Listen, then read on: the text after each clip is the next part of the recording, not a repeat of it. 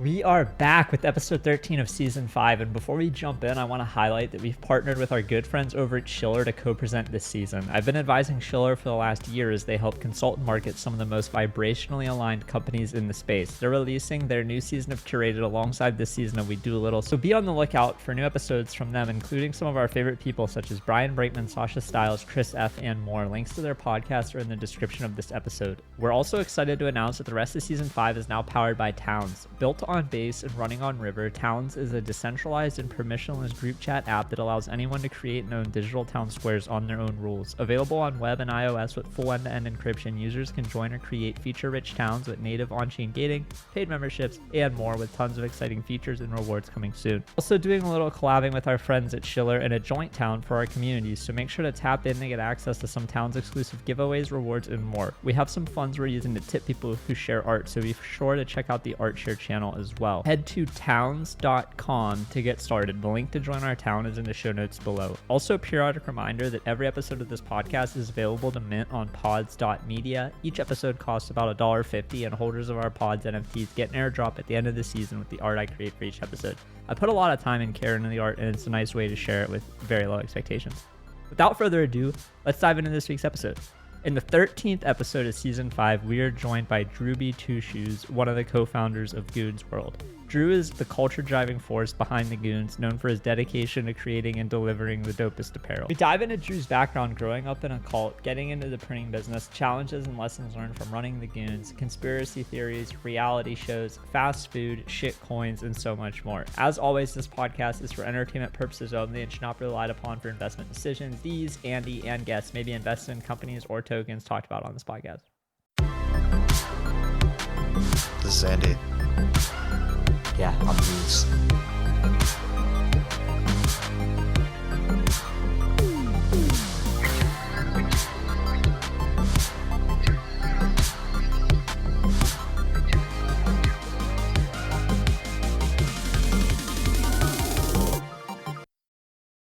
Welcome back, everybody. We're here with a special episode of We Do a Little. Finally talking to my friend Drew from the Goonz.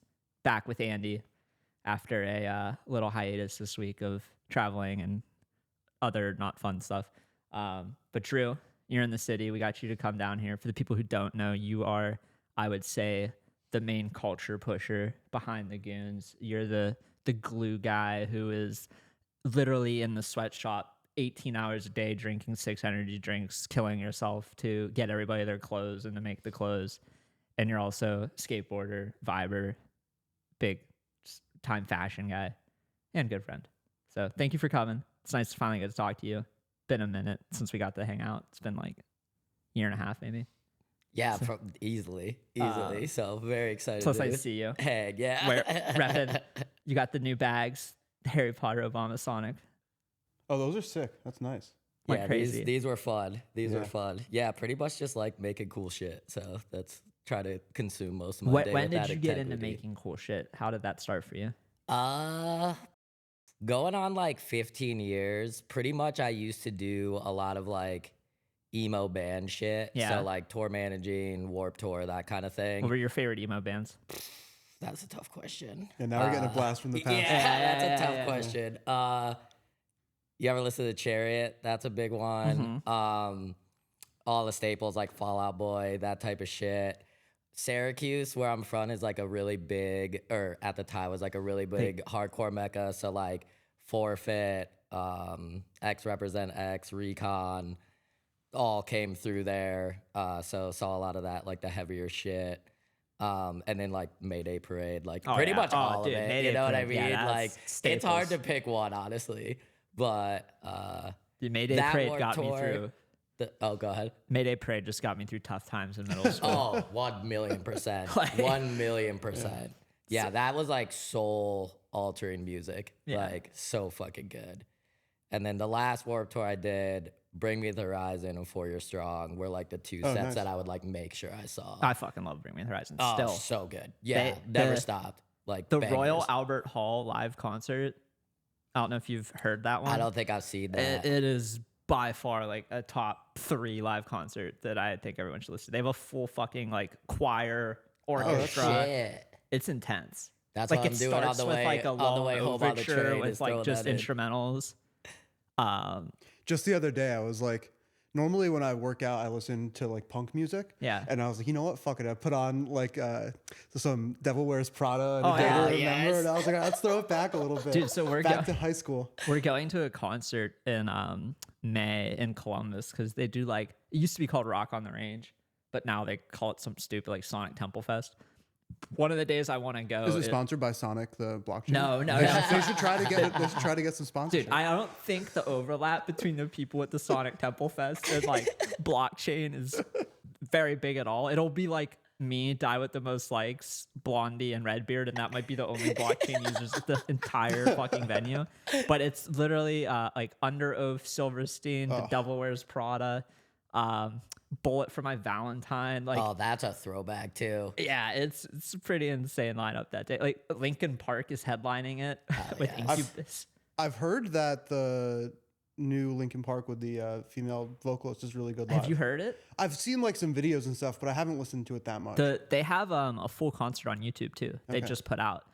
This group of people actually went to a Linkin Park concert back before Marfa, but we were doing the cycle stuff and I couldn't make it. I was with People Pleaser the other day, and she went when they played at Barclays Center and was like front row, and she said it was awesome. I mean, listening to her do like Crawling or like the old ones where Chester would like scream, like she gets it. Like it's not. Yeah, I was it doesn't skeptical feel before I fake. listened. Like she feels like she's like, I don't want to say she's Chester because you can't be Chester, but like spiritually, it's there. Were you going back to the Warped Tour stuff? Were you from the early on days like I gotta make fucking dope shit, like I gotta make clothes, I gotta make apparel and shit for people, or were you like just a fan of the music and going and managing logistics and shit? Yeah, so I wasn't making the stuff. I would be like working with people to get the designs and doing all of that type of shit, but not actually producing any of it. Yeah. And then doing like torment. Like normally it was like van and trailer, follow, band would play some of the dates and then have like their record label tent. And then I worked with this brand mainly called Beast Attire, and I would run like the clothing line tent. Gotcha. So then we would just do that whole thing and then like regular tours, whether opening or whatever. And then like after a while, it was kind of just like not that fun anymore to just like be in like a shitty van all the time. Cause like sometimes like when you're out with like your boys and shit, it's Yeah. like the fucking sickest thing. Like you're basically just on a road trip, meet a bunch of cool people, a bunch of stupid shit happens, Yeah. and then like you're home. But to like sustain making money, sometimes like you're on the road with people that like you might almost get into a fist fight with because you just hate each other eventually because you're like, we don't vibe and we're stuck in a very small Yeah. space for many, many days. You're like sleeping, standing up in the van. There's not enough room to lay down. and you're Yeah. like- So after a while, I was like, I don't want to do this. And then I was just like, all right, I know mad people in bands. Like, I'll like just try printing shirts and shit. So I started printing in my friend's tattoo shop basement while I was like still, I just went to like community college. So I was like still taking classes. When they would close, I would then go print stuff and did that to a while until I was like, I think I can make money doing this, and I don't really like school that much, so I stopped going to classes, and then now, like, 15 years later, we have, like, 12 employees, pretty big warehouse. The thing I always thought was interesting, situation. that a lot of people don't know, is like you do stuff with the Goonz, but you also put out a bunch of other stuff that's like not under the Goonz banner. Definitely. Like that, yeah. I think is like a misconception people might have. They're like, oh, like just like well, it's like no, you have like a wide umbrella of stuff that you put out. Yeah, that's like why I think we kind of had like a pretty good like cheating head start on everybody, because it's like I've been doing this for so long and like I've already had retail spaces and done mad activations. So it's like all of this was kind of just like in my wheelhouse. And like we do a bunch of dope Web3 like Cat Pie Pandas, Quirkies, Creepy Club, and some other ones that are like super fun to work with. But then also like we do shit for like Adidas and Reebok, you Yeah. know? So it kind of is like across the board.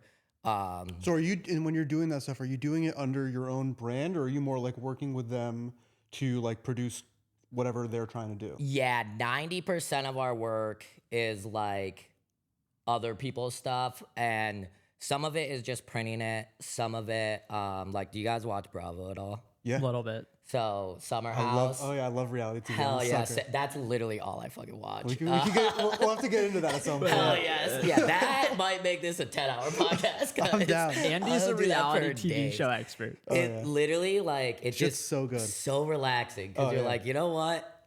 Let's watch these idiots fight on TV. Right, and you're like, all right, my day wasn't that crazy. My day wasn't that crazy.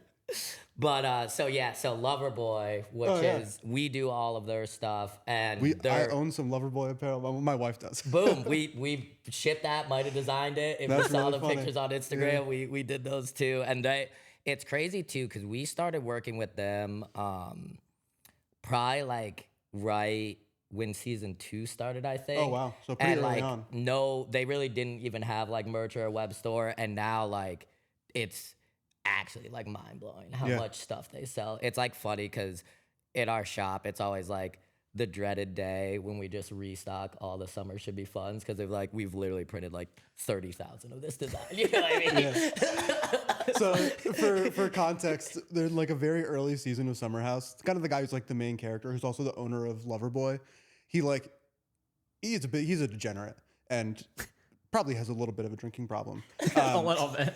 But Couple beers. Cannot confirm or deny. yeah, you work with him. We can cut that if you need. But I'm a fan personally. But he like gets in a fight with his girlfriend, and basically his whole point is that he just wants to have fun, and everyone's fighting. He's like, "Summer should be fun," and it's turned into like this classic Bravo line. Summer should be fun. Yeah, it's a good one. That's one that Allie and I use a lot when we're like talking about something not being fun. We're like, "Summer should be fun." It's like March. Yeah. You're like, it should be fun. Oh, that's what's crazy with like merchandise and like virality and all that stuff. Cause it's like, it's literally just like a random phrase while you were like turn as hell. And next thing you know, that's like a core part of your business all of a sudden. And it's like fucking sick, you know? Like, so when you work with those brands, are you like I'm sure it varies, but are you generally like a big part of the design as well? Where like when more people come to you and be like, we want to make a line of shirts, here's what we're thinking, can you do it? Or do they normally come in with their own designers and they're like, this is what we want, can you print it? right now, it's probably like 60-40, with like 60% we're very involved in the whole package. So like design, creating content, fulfillment, and then 40% is kind of just like print and ship to them. Nice. Eventually, we want to get to the point where pretty much everyone we work with is just like the full service, because we really look at like the way we do it as more of like an agency that makes product instead of just a production house. Because before, I've kind of had like 3 different versions of like the print shop with like different partners or whatever, because that also can be an absolute fucking nightmare. This one kind of from the jump, that was like our focus, just because like with the shop before, after that breakup, I was like, we were doing like mad shit for like casinos and all this stuff, which is like volumes high, but it's like, it's just, you're like at that point actually just like a sweatshop. Like right now it's like a sweatshop, but like I would wear most of the things I make, so at least that makes it like funner. But that, it was just like, you know, someplace in wherever has a bingo night, and now we're gonna print 6,000 of these, and it's like, and like there's no like brand loyalty. It's like if someone else will print it for 2 cents cheaper, they're gone, and it's like, all right, now we gotta hit. It's just like so dumb. So it's nice because it's like everyone we work with, we have like a pretty like strong relationship, and it's a lot more fun too, because like, for instance, Loverboy, it's like you get to see and be a part of the growth of the brand, which is a lot more fun than just being like, oh, like here's 2,000 shirts and then just print them, throw them in a box, and get them out the door, you know? Nice. That's cool. I like that being like stipulation, like if you won't wear it yourself, you're like not happy to make it. Right, It's yeah, like, yeah, that's no, kind of a good. definitely. You're like, fuck, like I'm making this ugly ass bingo shirt. It's like black shirt, white text, word art that like fucking some 55-year-old. MGM Grand bingo night. Right, yeah, exactly. You like want to puke every time you take one on. You're like, fuck. Yeah, because it's like if you're gonna work for like 14 hours straight, it's like a lot better when you're like, at least that was cool, you know? Yeah, And it's like helps us because we're like Syracuse is a pretty like small town. Yeah. So it's like really easy as we grow to like get people to want to come work for us because like there are literally like 50 people that offer screen printing services within like a 30-mile radius. But it's like everyone kind of knows in our area that it's like they do like the cool shit, you Nice. know, because it's like there's Well, no you've one been else in Syracuse is You've doing been like doing Adidas it for so stuff. long too. Like you've built up that reputation. And, like wasn't built overnight. It was built by doing this for 15 fucking years, being consistent with it, and then also like doing a wide range of stuff. Like you don't just like do plain things. It's like some stuff's flamboyant, the different materials, like some of the jackets and shit you were showing me when we were talking about things to do for the drop, like the fucking faux fur, zebra shit. I'm like, wow, I didn't realize, like, it wasn't until working with you guys I realized the depth of stuff that you actually put out. I just was like, oh, fuck with the Goonz. Like, I love you. I like Ryan. I like Jesse. I like Sean.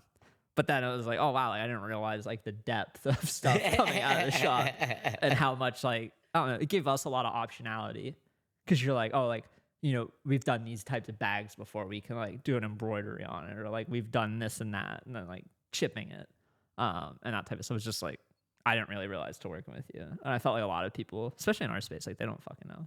Oh yeah, I'm also like the worst shiller, which Yeah, like you're- Goonz will like get mad at me about for sure, because it's just like I'm so bad. Like, because it's like I'm also like just used to like doing work, and then that brings in more work. Yeah, you're not, whereas like, used to, like the marketing feel side. like Twitter and the Web3, you have to like be very like, this is what I'm doing, and it's so cool. And I'm used to just being like, half the time too, it's like people, even in my regular shit, because it's like, you know, we did, actually, I don't know if I'm allowed to say this. Basically, it's like, did something, and it's like, ASAP Rocky's fucking wearing it, and I know that, like, I printed it, you know? So it's like, but I'm so used to, like, just seeing cool shit that I've done and not, like, being Thinking like, twice. hey, that's, like, me. Like, you, know? don't have a, you don't have a picture of ASAP Rocky wearing your shirt and your header on Twitter. Right, yeah, exactly. Like, Exactly. you don't have, like, in your bio, like, oh, this famous person wore my clothes. Yeah, yeah. It's like, Because it's also like, to me too, after a while, it's kind of just like, it's another person. Another that person who regular. fucks with Yeah, exactly. But it's fun. I like making stuff. It's been, and that's even with like Goon shit, like being able to like work with Jesse to do like all of the technical integrations that also like solve a lot of problems that I see. Yeah. And it's even like last year, pretty much like we didn't really do that many drops or anything because all we were doing is like working on like back end stuff Yeah. for what we're about to do soon. Just because like there's so many loyalty platforms, there's so many, but like none of them are really that good. You know what I mean? It's like, spend $500 and get, like, a water bottle with a sticker. right, yeah, exactly, Like- exactly. Spend $2,000 and get a Gildan. Right, yeah. Like, all right, like, Spend $2,000 and get to spend $2,000 more before the other people. yes. Yeah. You get to cut everybody in line to spend more money. That sounds like my Kith VIP. yeah, exactly. It's like, oh, you get early access. Cool. You're like, oh, that hoodie I like $900. I didn't realize. Yeah, maybe I don't need it that much. Right. I almost feel like having like the VIP access for my Kith stuff has made me buy less Yeah. because I'm never in a rush. And so I like look at it the day before and I'm like, it's not going to sell out. Do I really want it? And then I'm like, oh, I'll wait a little bit. And I'm always like, nah, I don't need this. I'll Yeah. wait. It is actually so funny how that works because I feel the same way with a lot of stuff like that because it's like part of, and that's why it's like gamified commerce is interesting because part of it's like that rush of like, oh, I got it before everybody else did. Like, da-da-da. If you know it's available, it's same with like Supreme isn't like not as good looking as it used to be. Same shit. It's just like people aren't buying it like they used to. So the fact that it's available makes it not interesting. Yeah. Like, it's not like the designs all of a sudden just suck now. It's same like, box there's flow, still yeah. stuff that I'll buy or whatever. But it's like, yeah, it's like there's just once they sold, it's like they were like, we can make way more stuff because way more people want it. And then that turned into less people wanting it, you know? It's this weird like scarcity thing, and it's especially something in our community too. Like, if there's a bunch of the mint. It's like, well, a lot of people minted it. I don't want it. Whereas it's like there's 10 of them or 5 of them or something. Like, that was one fun thing that we did with our drop was like, you know, you get the toy, but then there's also a randomness of you can get a 1-on-1 painted statue, a 1-on-1 painted painting. There were like tiers. So it was a little more than just like, oh, you got the toy everyone else got. And that ended up being fun because like people minted like fucking 20 of them, 30 of them, trying to get one of the rares. And that's like something you can't really do, I don't feel like, with like Kith. It's like, oh, I got a rare Sesame Street hoodie. Like, it's like... They've done like 1 or 2 things where they'll have, like they did a drop, I think it was like last fall or something, where they had exclusive colorways based on like your loyalty, which I thought was kind of cool. Yeah. But the colorways they had for the high loyalty was like pretty ugly. So. Yeah, they're like, we can't make the good colors in the loyalty one because we need them to sell. So, So let's give the throwaway ones. But it was a cool idea. Yeah. In theory, you got like you got like a dark brown and like green think it, one. like, You're like, oh, it's the loyalty one. I think it literally was like dark brown.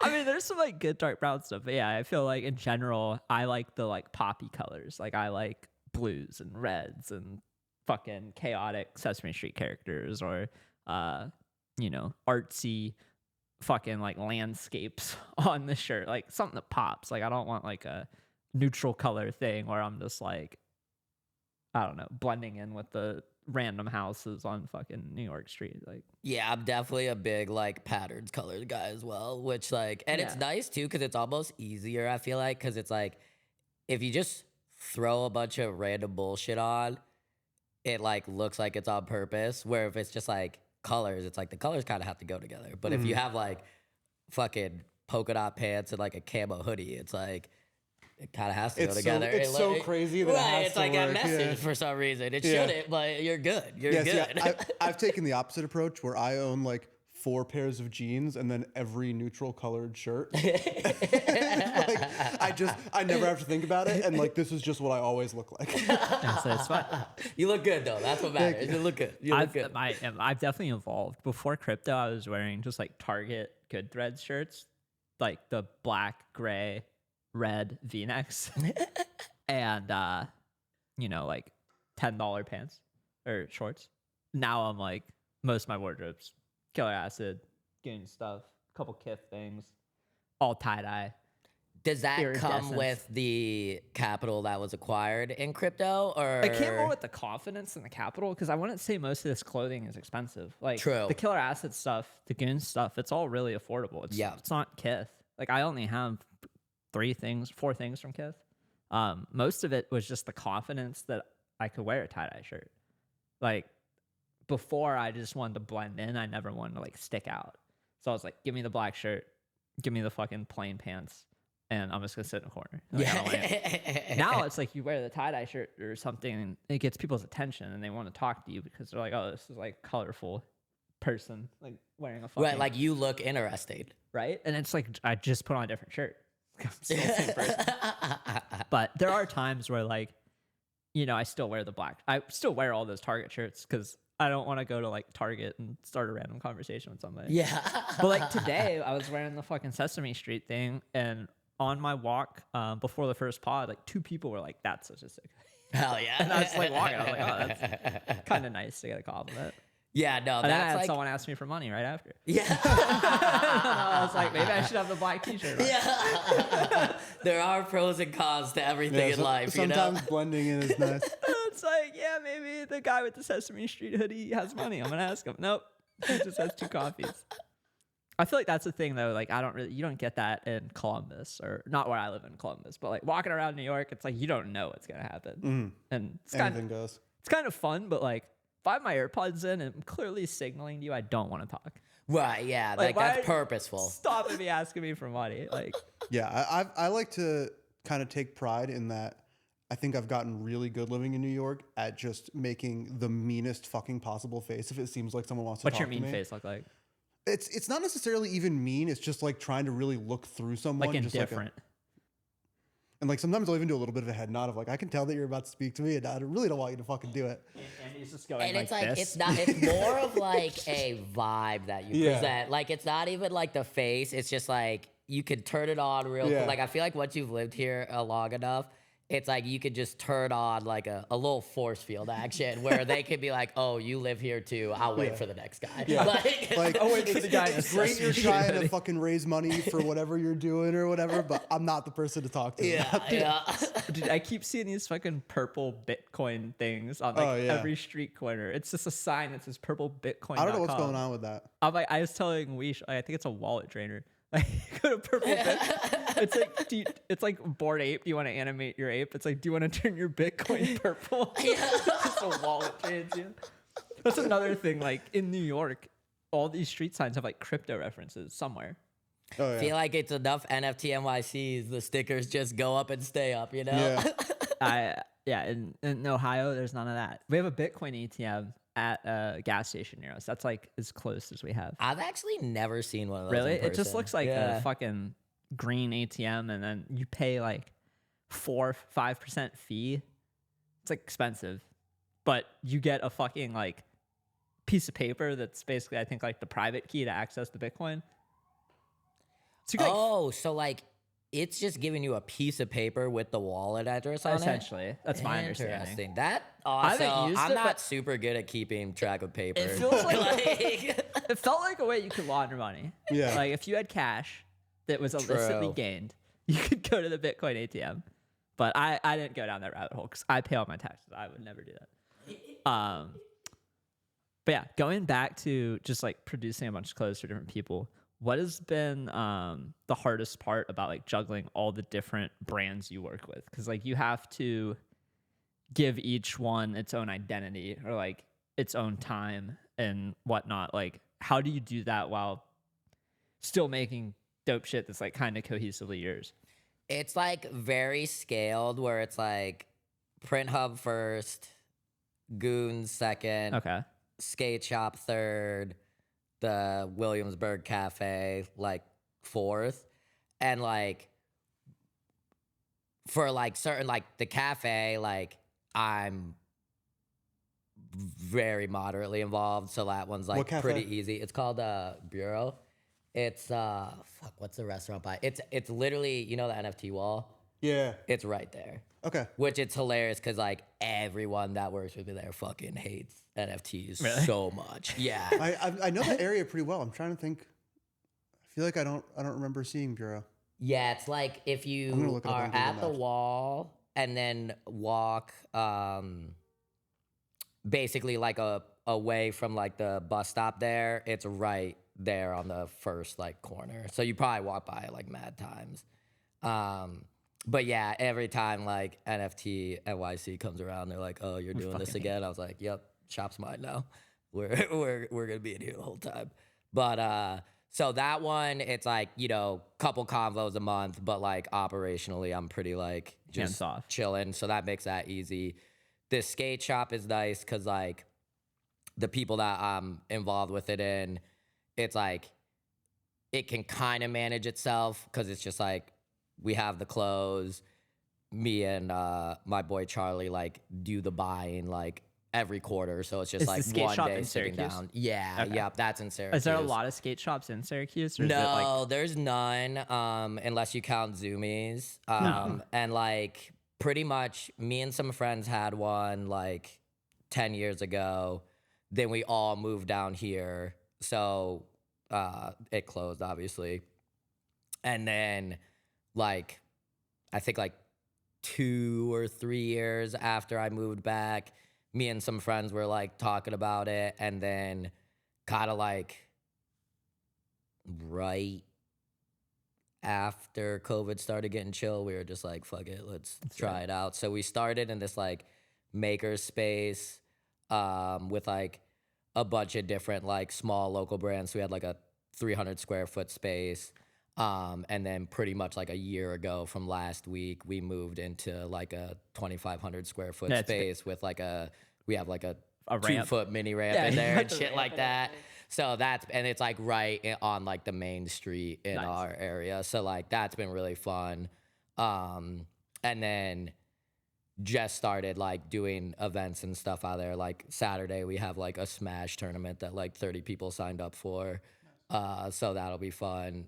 And then like with Goonz, it's kind of like we have Goonz, and then we also have 10 a.m. Studios, which is like us building shit. In theory, we would build for Goonz for other people. Yeah. So which is like you could do dope stuff for them, and then instead of just wasting it or having it sit in the background, then you could work with other people to do stuff with the tech that you developed. Exactly. So that's been going really well, and kind of like it's like the only way we make money, because it's like you don't make shit off NFTs anymore. You know what I mean? Like no royalties, volumes are low. Yeah. It's like margins on clothes isn't super big, but if you build dope stuff that other companies will pay you as like an agency to work with, then that's good. Yeah. That's good business. And it's like, that was kind of like, originally it was like, and this is just because I'm dumb and didn't understand how it worked. Because like, first it was like, all right, we can crush IRL events. Everybody like, NFTs are membership, blah, blah, blah. And also like, I kind of just fell into NFTs. Like I've been doing like crypto as far as just like buying it and not touching it for much longer. So like when we did like our first run of NFT NYC and like the big event with Alien Friends and the mural on top, I was like, this is gonna fucking pump our floor. And it was like, nope. All right, word. And then like Urban Outfitters, I was like, there's no way this doesn't pump our floor. Nope. Okay, word. We gotta figure out a different thing to help us make money, because apparently like none of the shit that we're good at anyone gives a fuck about. I think like now it's like pivoted. Like a big shout out to Pudgy for making it be like cool to make physical products, because I think that has helped us a little bit. But yeah, so that was kind of like our short-term fix. So we did that, built a bunch of shit for ourselves, but also it's like, obviously like the holders will benefit more, but like everything we're about to do, it's like now that there's like email wallets and all of this stuff. Cause like when we did Urban Outfitters, it's like we were sitting there setting up MetaMask for people. It took like 20 minutes per person. So like, and go through a fucking wall. realistically, they never open. Yeah. You know what I mean? Like, which is great. That's a couple Goonz off the floor that will never make it there because they probably forgot how to log in immediately after. But or they got fished. Yeah. That probably might be happening too. They went to purple Bitcoin. Yeah, they turned their Goon purple and it did not go well. They're like, dang, what happened?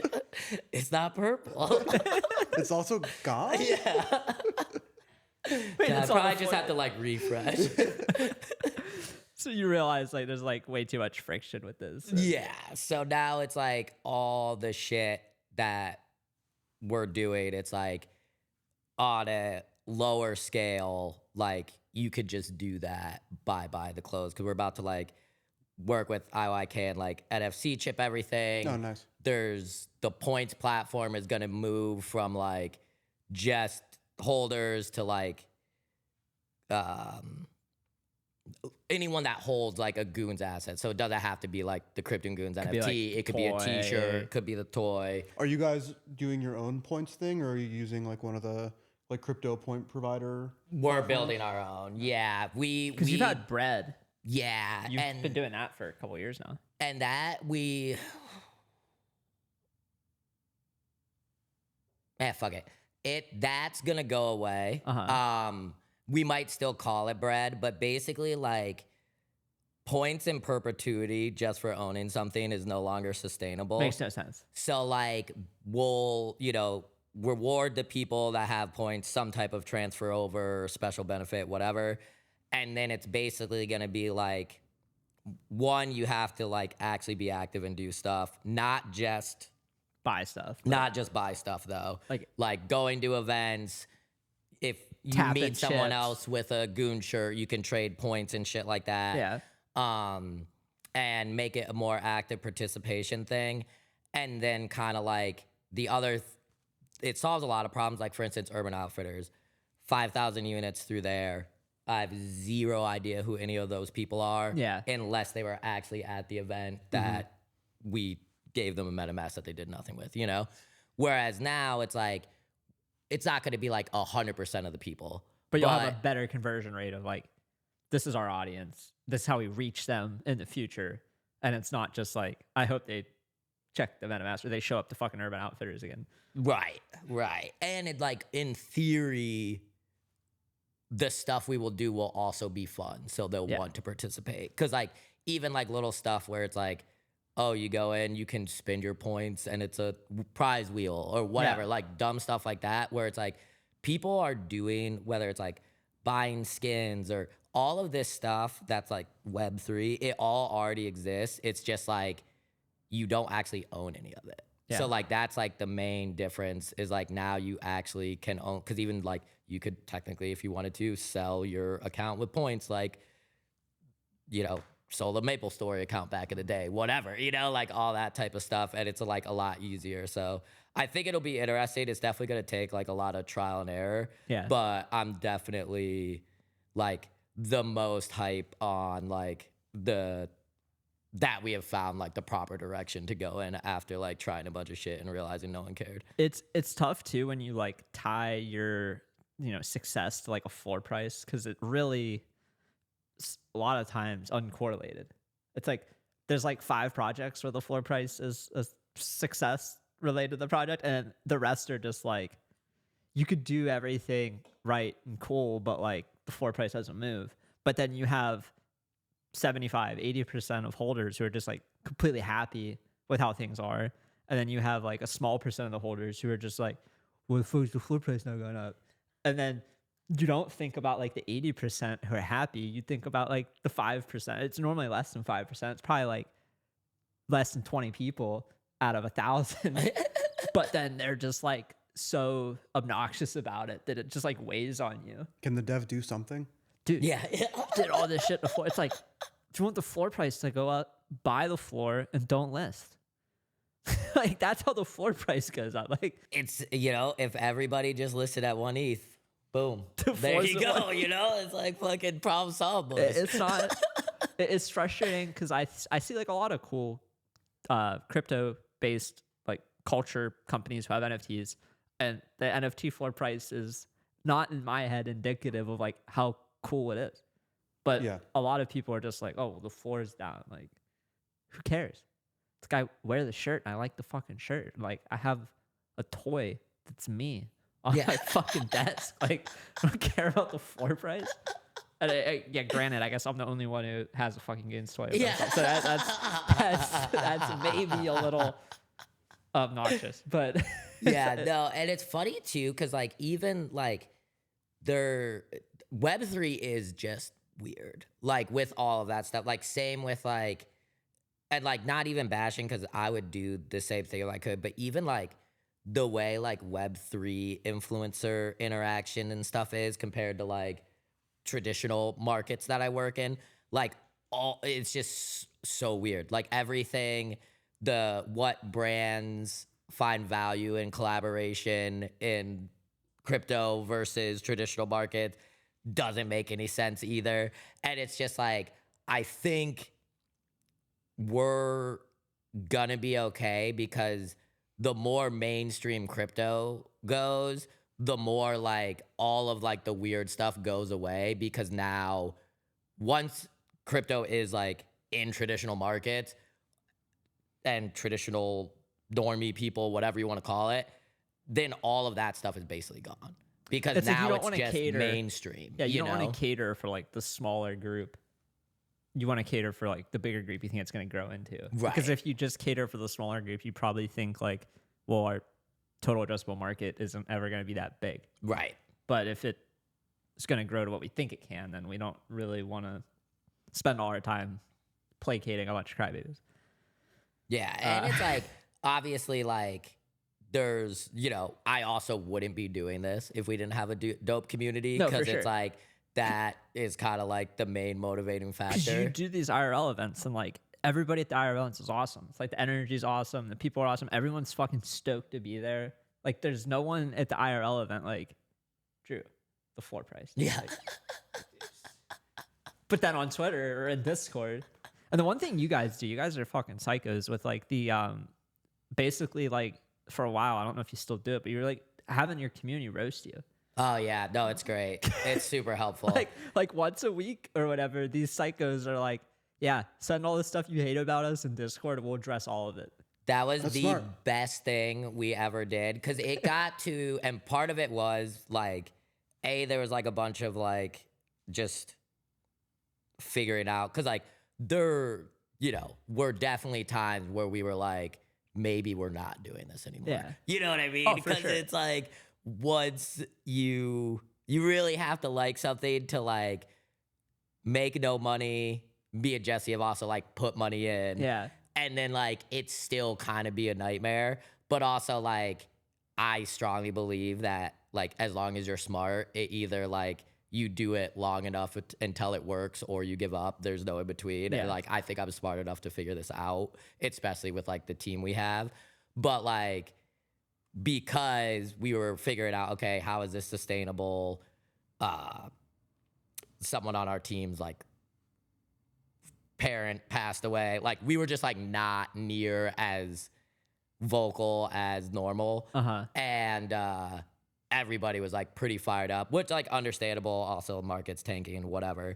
And then finally I was just like, yo, like every other week we're just gonna like hang out, whatever the fuck your problem is, say it. And like I'm not saying I'll change anything, but at least like I'll give you the reason why or whatever.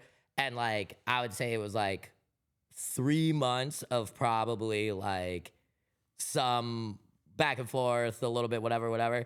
And now it's kind of just like we just hang out once a week, because like at this point it's like People would I've learned enough of what you guys fucking want that like 90% of it's covered, you know? So Yeah. it really helped us, because it's like, and that's the one thing that's super fun too. It's like with like the skate shop, no one's like coming to us and being like, oh, like I would buy more if you did this. Yeah. Or like my friend said they like this, you should do more. It's just like, and like we have a really strong community there too, but it's like that's just not how any other world works. No, you you know don't what I have mean? a weekly thing at the skate shop. Right, Come yeah, hey talk guys, shit to come us. in and Come fucking air your help us. grievances. Yeah, come tell us how. And that would be a nightmare too, because there's some people that like do not fuck with us at all.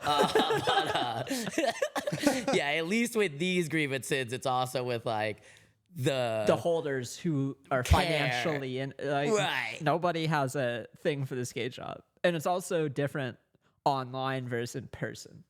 Like, That's very true. Yeah, I think if it was like a room like this, all of the conversations would have been way different. But that's also kind of nice too. And that's when we do it too. It's like the form is anonymous. So unless you want us Yeah. to know who it is, which I think that also made better. it a lot easier, because also like pros and cons to it, but no matter how bad shit is, if you say shit in Discord, there's still at least like 50% of the people are going to be like, yeah, fuck them. And then there's another 50% that's like, they're the fucking best, shut the fuck up. So it's like really not productive no matter what, you know? Dude, the Discords, it takes a special being to continue in the Discord trenches. I feel like I burnt myself out last cycle. Oh, yeah. And I'm just like, Discord's a terrible, terrible place. I open up my Discord, I just get like a rush of anxiety. It's like 5,000 messages. I'm like, oh man, this is a lot. And I check like the same 3 Discords and I close it. I'm like, it's like you like have this like shaking genie bottle and it's like about to come out. You're like, I'm gonna put the lid back on it and put the genie in the drawer, and I don't want to see this. That's also one thing why I like the the bi-weekly thing because I also don't go in the Discord. But now it's like, oh, well, like if you want to, I'll be here at this time so we can talk. So I don't have to go in the Discord. Yeah, and if you're not in Discord, like you do a bunch of spaces and shit too. It's not just all in Discord.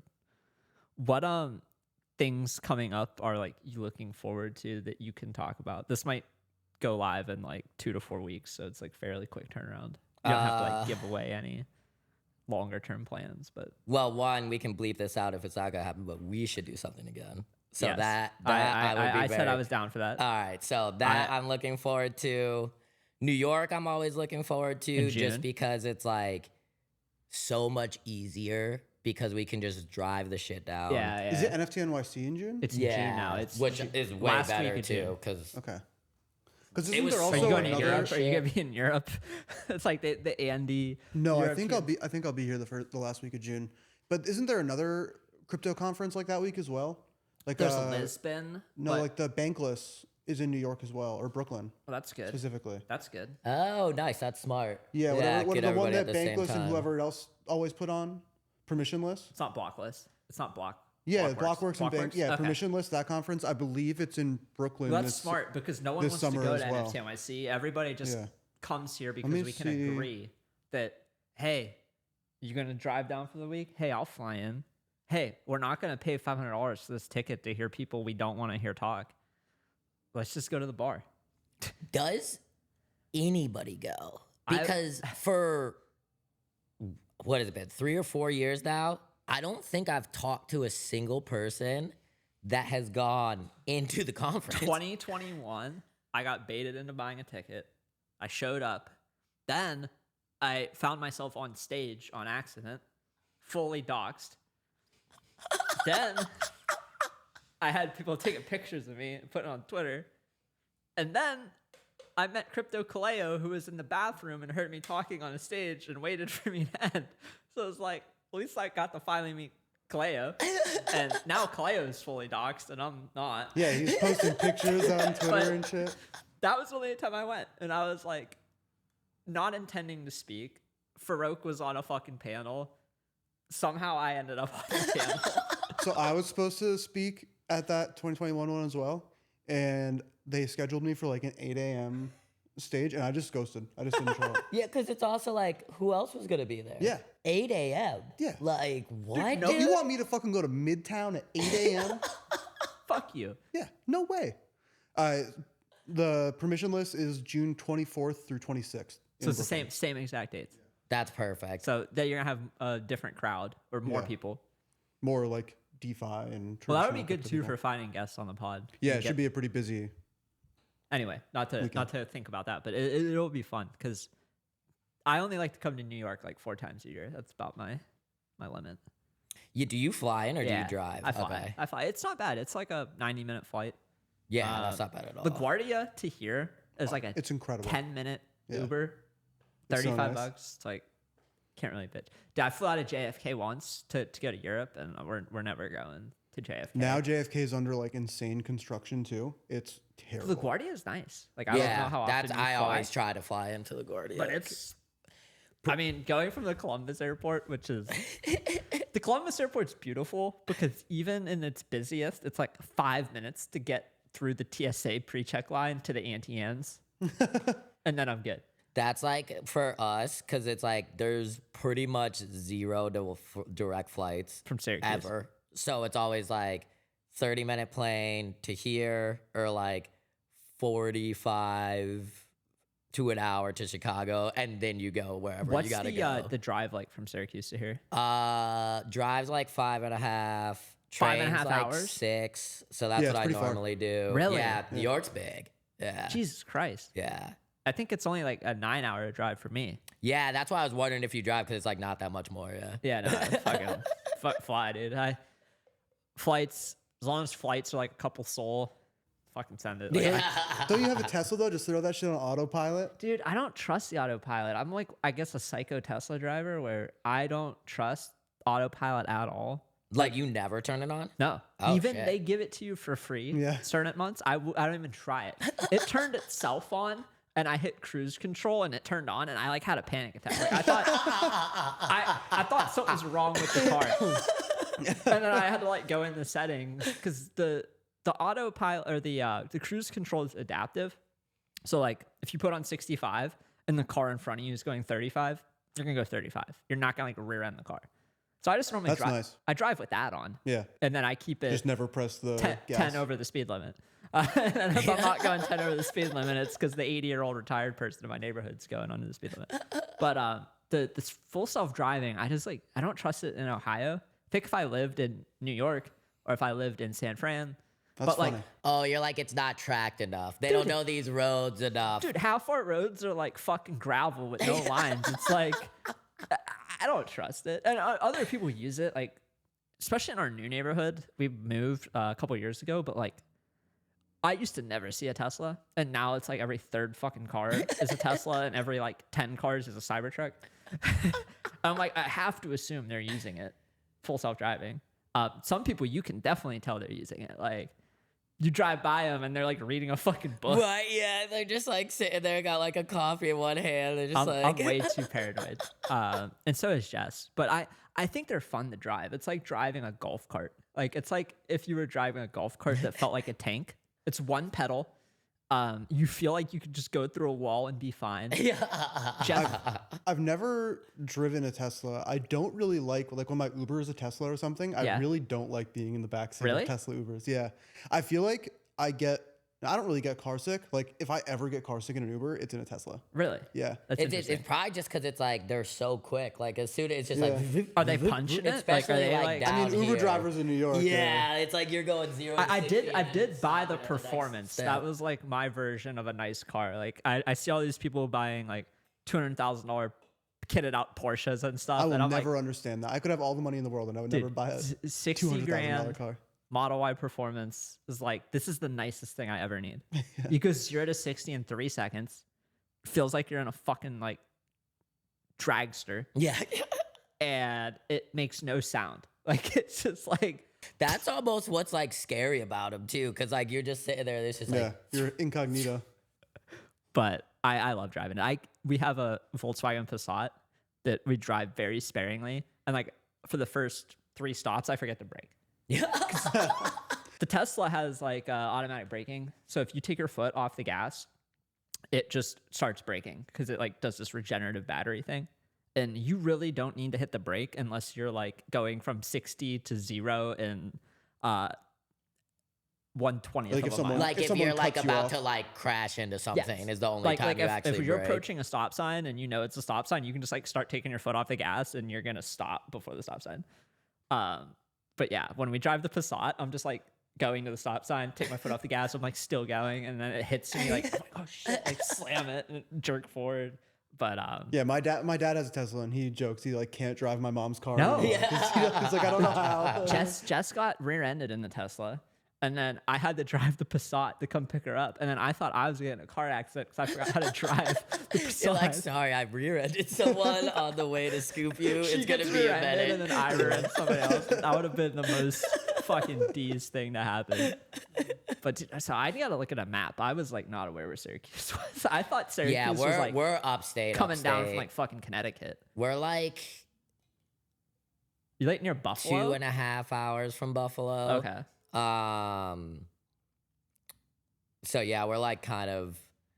It's like 2.5 hours to Buffalo, 50 minutes to Rochester, and then like 5.5 to here. Those are like the main. Dude, how did city the others. collab with the Harry Potter Obama Sonic 10 come up? Because that was unexpected, but I love it. I got the fucking hoodie that says I'm a big deal on the internet. Hell yes. And I love being an asshole wearing that. 'cause Yeah.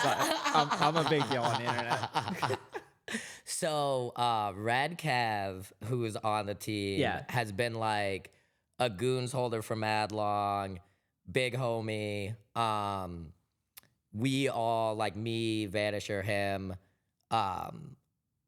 we're all boys with Trevor, who did Crooks back in the day. I don't know if you ever heard of them, but he was actually kind of like the first person that made me, because this was like before I was like fully on the Goonz team, where I was like, oh, okay, there are like a bunch of people like me hiding around here, because we went to this thing called Supermint, which was basically like NFTLA right before the first NFTLA, Okay. and we had just decided to go to that one because someone invited us. It was super fun. He came up from Vegas.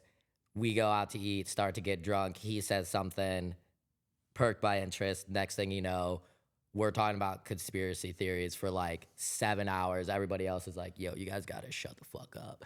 And I was like, all right, this is cool. But so we were all heavy in that community too. And then In the conspiracy theory community? well, that too, but that's like a different podcast. I want to hear keep going with your story, but we're gonna go back to that. We're about to go into reality shows and conspiracy theories. Yeah, and how they intertwine more than you think. But yeah, so we've been homies forever. And then he just like hit us up one day. It was like, yo, like we should do something. So then we kind of got in a chat with all those dudes, kind of like how it was with you. It was just like, yo, should we do something? Absolutely. And then we just started talking about a bunch of ideas. And then Sean just started whipping up shit. And it was like pretty fun because it's definitely like the most out there we've been able to go, you know? Yeah. Which is like also why I like these kind of like one-off mint to redeem things, because it's like makes it feel a little more acceptable to go like a little bit off-brand, you know what I mean? And so watching like some of the shit Sean come up with, because they like, we met with them and I was like, hey, like get us like a pretty extensive like mood board thing to work off of. And like there was just so much geeked wild shit on there. And then like being able to like take that and then make what we made was just so fun. You had like the reversible ski mask. That was a banger. It was absolute banger. It's hilarious because we've been doing like mad snowboard events. Every single person asked me like, what is that? And how can I get it type shit. And I was like, damn, this is the one like downside is like, no, which is why we're working on making it easier, because like it's still like a little clunky for like a regular human to figure this shit out. You know what I mean? Well, because they have to mint the NFT and they have to burn the NFT for what they want. So it was like, for the people who don't know, you had like different tiers. I think was the hoodie like 3 NFTs, or like the shirt might have been 2. Yeah, mask like was shirt was 1. 2. So it's like you mint the NFT for like $30 or something. And then you can burn it, like 1 is a bag or 2 is the fucking... So you have like these tiers. But trying to explain that to someone at like a snowboard shop of like... Very tough. They're like, can I just give you money for it? And you're like, well, no. No, no fucking way, dude. you wanna learn gotta about the give me a picture blockchain? for this. Yeah. And they're like, maybe I don't want to buy it. Yeah, exactly. They're like, you're being annoying. And yeah, then what do we do? That's what's been fun too. Like pretty much everyone we've done has had like different mechanics. Like with yours, it was like 6 different tiers get you the different add-ons. This one, it was like the items were priced by the NFT. The more you purchased, you got more extra shit. And then there were like 2 different rares peppered in, which is like one was a skateboard, and then the other one was like a 6-inch or 1 foot golden Sproto. And That'd look nice on the table right here. Yeah. yeah. So yeah, that one was super fun. And those, it's like it's weird how like one, it's definitely just like the X algorithm, but also it's like I am now like a Bitcoin maxi just because like I met the people, hung out with them. I've met the community now from Art Basel. I'm like, oh, I own more of this than like any other coin. You know what I mean? And it's just because I was like, I fuck with these people now. So it's like, I'm fucking in, That's hilarious. And then you did like dusters before that, right? Where you had like the cards and then like the different hockey themed gear. Like, you guys do like random, it's like, that wasn't really a collab though, right? That was more like your own. Technically, it was a collab with Crypto.com. Gotcha. So basically what we did there is they sponsored some of our NFT NYC events. Okay. And then we moved that into like basically like precursoring this mint. Gotcha. Which that was super fun. It's actually sick because like we did the mint, that went well. The crypto.com community that was involved was like very fun because I think they were just like stoked that like we came over there because they're like, yeah, we're getting some fucking respect. I was like, dude, we feel the same way about our shit. Let's go, you know? And then we have this dude, Lee, who probably like 5 months after Goonz started, used his IP to start this brand called Puckside, which is like a hockey-based apparel company that he uses a lot of Goon stuff. Gotcha. And he actually does all his production in-house too, which is super fucking sick. And so he like CTO'd it. So now he has like the Dusters project because it's all hockey goons and he's into hockey and has his whole brand. So that was really cool how that worked out. Cause like most of the stuff we do, it's usually like one and done. Like once the redeem window is over, it's kind of like, dude, I just thought you got the pictures now. Dude, not the 180, but the fucking flower hat that went viral because the Hayden Davis fucking influencer picture. It's like, oh, the Goonz merch finally went viral. Yeah. Who's it on? That's all it took. Oh, it's next to Hayden Davis. Like, that's a fire hat. It was so funny because I literally like went into the team chat because I was just like, yo, like I want to do this, but like he's my fucking boy. I don't like, I'm sure this is like a stressful ass time right now that they're going for, but this is also fucking hilarious. And then like other people started doing it. I was like, all right, I'll just like segue it off of that so that I could be like, that wasn't actually me, but they didn't get mad about it, so it was fine. Anyway. That was hilarious. But it was like, so funny because I was like, you know what? We finally made it. And I was like, how many do we got left on these? And then it was funny too because we only had like 5 left, and they were sold out on the Goonz site. Yeah. But then I was like, go. I put the flower shop. I was like, they're in the shop. Just buy it over here. That's funny that you said that because before that went viral, somebody who came to Miami when we did an event got that hat, and they asked me like, you know, this is my favorite hat. I ruined it. Can I get another one? And I was like, check the shop, and they're like, oh, it's all sold out. I'm like, it's gone. And then like a month later, it goes fucking viral again. But yeah, I literally had someone reach out and they're like, dude, I've been wearing this hat like all the time since this event. How do I get another one? And I'm like, yeah, I think it's gone. Bro. Yeah. Like I get the question about the bags all the time. They're like, how do I get another bag? And I'm like, I've literally given out I gave out Jess's bag to a friend. So that's my last bag. Damn, that's crazy. All the bags. See, yeah, that's why we gotta do another one. We gotta do another one. The people, the streets want it. Yeah, I mean, that bag is like probably the most viral thing I have. Well, and it was so funny because like we definitely like in my head I was like, this is going to do like well. I didn't think it would be like in every single picture, in every single NFT event in perpetuity. Like there has been 0 like Web3 events that have happened without at least one person wearing that fucking tried bag really there. hard Like, to get them in the hands of like the ones I gave out for free because I think you gave me like 30 of them, 40 of them. yeah. And I was like, okay, I'm only gonna give this out to a person who I know will like fuck with it. And then the next thing you know, like gave a couple to Farouk, and then he's giving them to people at the house, and then there's like now pictures of like 9 people all wearing them. I'm like, okay, that worked well. Like, and then a lot of people just like don't like drugs, but they like it because they don't like drugs. Right. Yeah. It's like either way. Like if you do like drugs, it's And then funny. you have If the you don't fucking- like drugs, you can let people The know. dude who always brings it through TSA and then films it and then posts it on Twitter, he's like, another successful TSA check. Yeah. Yeah. My not drugs bag. It's like, yep, there's definitely not drugs in there. And Yeah. it's just like, I smile and crack up whenever I see that. But yeah, I gave my last one to Blondie, who we just had on the pod, but I gave it to, I shipped her a toy and the bag.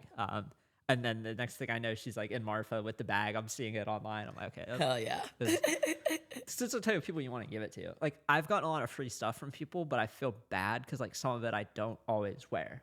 So it's like when I give out free stuff to people, I want to make sure it's like, if I give you a toy, it's like, I hope that you put it on your bookcase or like in your background. Or, like, Right. if I give you a bag, it's like, I want to see you wear it. I don't want to just like think that you kept it in a drawer Right. and let it marinate. And it also helps as long as you're making dope shit, then usually people will want to wear it. For sure. And like half my brand at the time was like drugs. Yeah. Are you still 9 off months. the weeds? 9 months. Are you yeah. think you're just never going back? I'll probably go back at some point, but like I need to be more intentful when I do go back. I can't just be like, I'm making eggs. Time to dab. Like, I'm awake. Might as well smoke. yeah, like that. It also is just like, it's like financially irresponsible, but then I was like inducing paranoid schizophrenia into my brain, and that wasn't good. And I really don't have any complaints other than like sometimes I wish I could just like de-stress with the joint. But I've replaced that addiction with like playing video games again. So it's Nice. like, I'm just take my mind off, trying to take my mind off things by raging at 12-year-olds for not healing me. Or like, It's a much cheaper way to do it too than the. oh yeah, the and weed. you can just spend the same amount of time high as you are playing video games. So And it's like you're getting a little bit more activity. You know, you're Well, talking to people a little bit more out and about. using enough of my brain that I can't think about other things. It's like you're dialed in enough, especially for me. It's like I can play some single player games and I've been playing them more, but mostly I need to play something competitive that's like there's a rank that Yeah. I can climb up. I have a very hard time playing games where there isn't a rank. Yeah, Oh, it's yeah. like I need to see my rank going up. It's like if you're trading, it's like you need to see your Solana go up or like your ETH. It's like that's the rank. But when you're playing a game, it's like I need to see my LP go up. I need to see Diamond go to Grandmaster. I need to see like shit happening. I can't just be like, oh, my level 8 rogue just learned, gaseous like fucking cloud. Now I could turn into a vape cloud and roll around. Like, I don't need that. But I've been playing Baldur's Gate. Baldur's Gate, it's like great. You can have sex with a bear. like this. The important stuff for gaming. Literally, you have like a camp that you go to heal, and you have people in the camp who like build a relationship with you, and like you can have a fucking threesome with like a dude and a bear. Like it's just like, How do you develop a relationship with the bear? well, the bear is a druid, so it's a guy who turns into a bear. So I you can gotcha. tell him that you're attracted to his animal form, and the next thing you know, there's a bear. Do you get to watch? Not like explicit like P and V or P on P. Yeah, there's no stuff. full penetration. Slightly involved, yeah. disappointed in that. But- I feel but like they there's- could have left that in. There's sounds and dialogues and Oh wow. That's still cool. I'm a good. Does the bear audio, like I can do roar or that. something, or is it talking? so my character arc. I haven't fucked the bear. I feel like you have to. I feel like you have, and because this is a public podcast, you wanted to throw so, that in so there. there's videos on YouTube.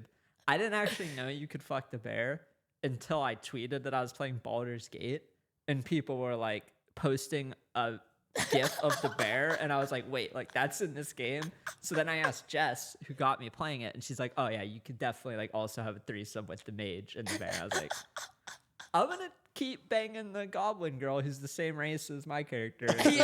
I'm gonna keep that kosher. But enough. it's weird because then I started playing like Monster Hunter Wilds, and like the storyline in that game is the most like vanilla, boring slop. You're like Oh yeah. talking to a flamboyant professor, and like there's like one girl who's blonde with like kind of big boobs who's like the token hot chick for all the weebs to like fantasize about, and then you just have like no real like, I don't know, interaction. Like the nice thing about Baldur's Gate is your different dialogue actually means something, where like Monster Hunter feels more like fucking Pokemon, where like no matter what you pick, it's like you're gonna get the same outcome. Whereas with Baldur's Gate, like you just go into a town and kill everybody.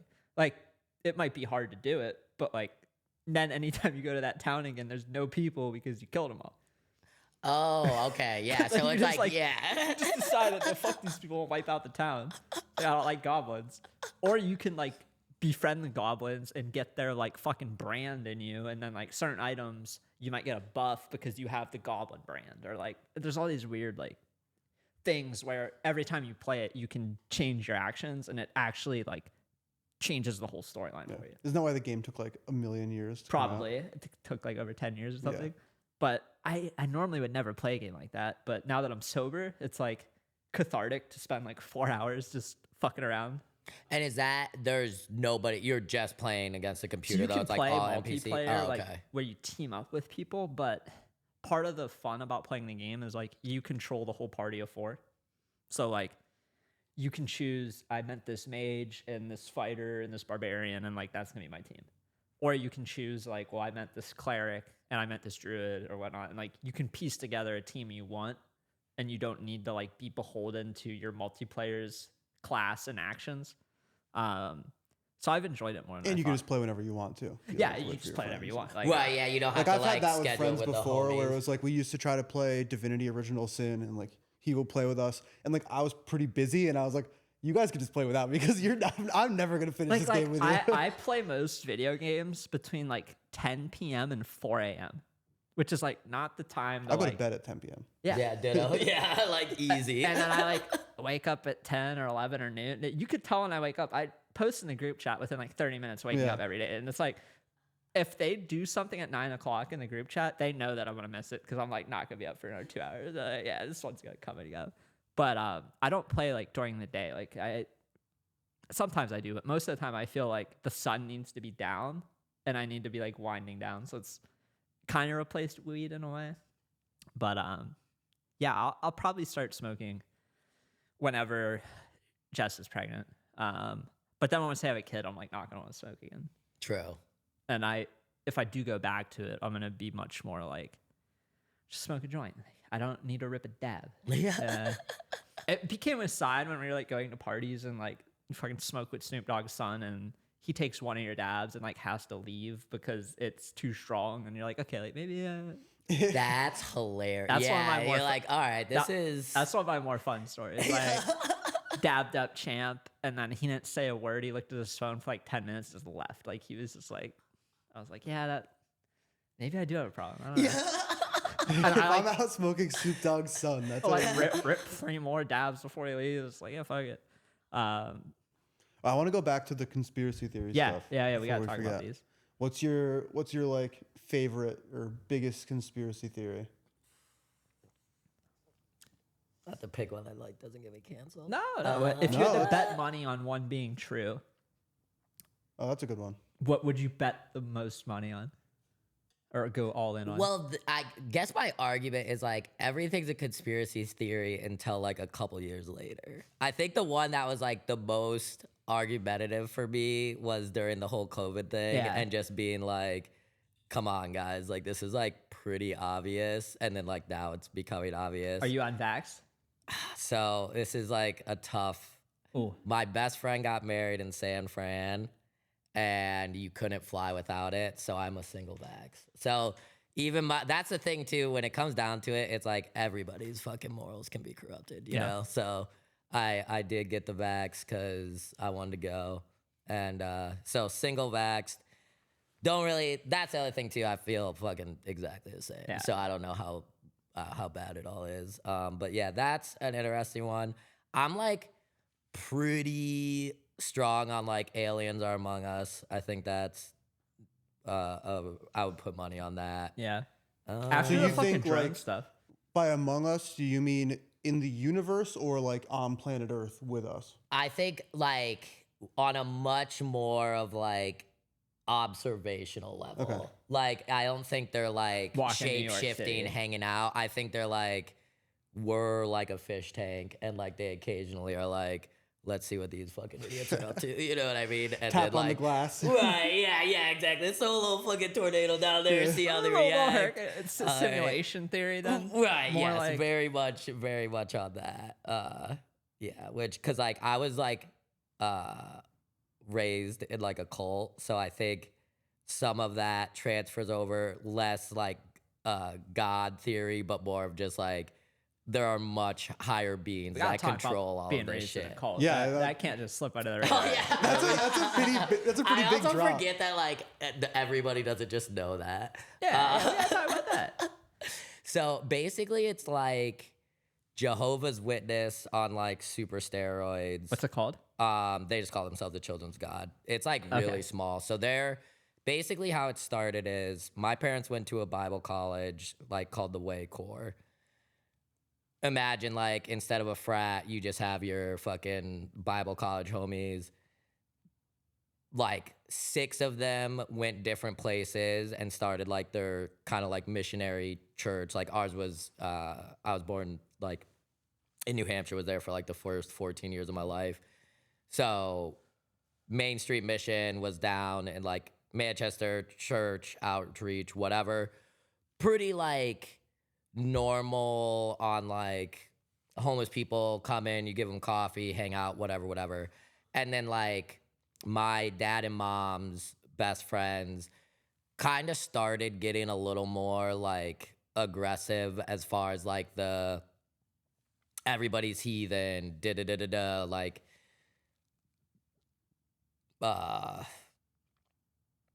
trying to think of like basically just like if you don't believe exactly what we believe, you should excommunicate them from your life level. So we moved from New Hampshire to upstate New York to kind of join with that smaller pocket, which was like kind of a bummer because one, New Hampshire was sick, like way better snowboard mountains. I did soccer a lot and was on like the best team there and just enjoyed my life. Out. Yeah. And also was homeschooled my whole life. That was like a big part of it too. Like, cause can't be around heathens all day without your parents' supervision. Did you know what realize I mean? at a young age that, like, you were in a cult, or was this just normal? And then, like, as you got older, like, oh, holy shit, like, I was like down for like most of the time. Like by the time, so I got kicked out of my house when I was like 16. Okay. By the time I was 16, I'd read the Bible like front to back like 8 times. Like, was really pretty much fully down. Even when it was like, you know, you can't talk to your parents anymore, or like our grandparents, we stopped going to like Thanksgiving, shit. all of that type of shit. Still super down. And then they, like the pastor basically like made me stop playing soccer because I was getting like college offers and shit like that. Also, like when we were like traveling for college showcases and tournaments, my parents weren't going, so they're like, that's too much time away, like on your own, fucking to have thoughts, you know what I mean? And then I was working at like our local snowboard mountain, and like was just riding, trying to get good, whatever. And the pastor's son also worked there, and like he was like hanging out with people, which like I didn't care, like, but like technically that's like sinning unless you're trying to like Convert them. get them to become a fucking child of God. And then what a name. they Hand of God.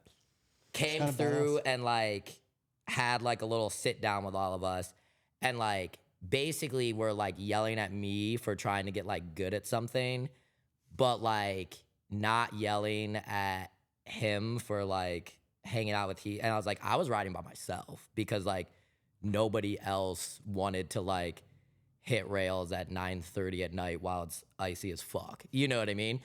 And so that was kind of my first like, this is weird. And then a couple months later, like just went to my parents and was like, hey, like I don't want to go to the meetings. Cause it was like in the morning, 9 o'clock, homeschooled me, my little brothers, whatever, hour with your parents thing. Then that night, it's like the youth group. Then the next time, it's like fucking whatever stupid thing. And it was like, so like 4 out of 7 days, there was some group Bullshit, church yeah. activity, you know? And I was just like, besides the ones at our house, I don't want to go because I want to make sure that I'm like believing everything because I believe it, and not just because this is what we're being told and like blah, blah, blah. So literally that night there was like the adult meeting thing. They kicked you out. And my parents came home and they were like, hey, you're not allowed to leave your room. So in theory, I am slightly hyperbolic. I didn't get kicked out. I just had to not leave my room or leave the house. So You left your room. I chose to leave the house. Yeah, Yeah. absolutely. And then I just literally went to the mountain that night and was like, hi, I'm homeless. I know I don't really like talk to you guys a shit ton, but like, can I stay somewhere? And then my boy Brian was just like, oh yeah, you can like, I have like a bean bag. And so, and that's how I got into like hardcore and all of that shit. Cause they were into that, and I was just like crashing at their house. That's how I got super good at sleeping, because I was just in the living room, and like they were sleep on a living life, and I beanbag? could just sleep on the floor while like parties were going, like whatever. Didn't It was matter. fine. I'm good. They're just like, who's that? It's like, oh, that's Drew. He's fucking That's Drew. He's sleeping. Yeah. He's vibing. Is he being bothered? No, he's good. No, he's not drugged up. He's just dragged out. Yeah. No. So did you go like fully like no communication with your parents basically when you moved out? Yeah, like pretty much. So like I had 2 little brothers, didn't talk to them at all. Didn't talk to my parents at all. There were like a couple people in the church that like would sporadically like hit me up just to like check in, and like couldn't talk that much because like they would get kicked out Yeah. if they found out, basically. But just like to make sure you were okay. Yeah, and like, or like update me, because like both of my parents, like at separate times, like passed from cancer, and like I never would have known. Oh, wow. And actually, like one of my friends, or not friends, but someone that was like would hit me up every once in a while, hit us up when our mom was like in hospice at the hospital. And both my little brothers also got kicked out at different times too. So like one of them was living around Q, so I picked him up. We went there, got there like 10 minutes before my mom passed. First time I'd seen my dad in like probably like 5 years maybe. Wow. And like he was like such a dickhead about it, and was just like, I'm so glad she passed before, because she wouldn't want to seen you guys. Da-da-da-da-da. And then I was just like, Jesus Christ. I knew this was a bad idea. Yeah.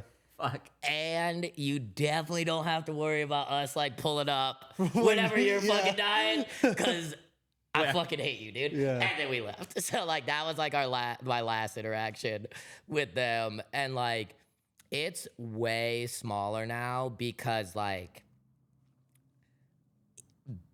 it's like hard to do that shit now. Like people The have the internet. fucking internet. Like you have to, like you can't not work anymore. So it's not like you could just be in your, like they try to make it kind of like their own little commune kind of but situation. it's like people have to pay bills. Yeah. So you're gonna see people, whatever.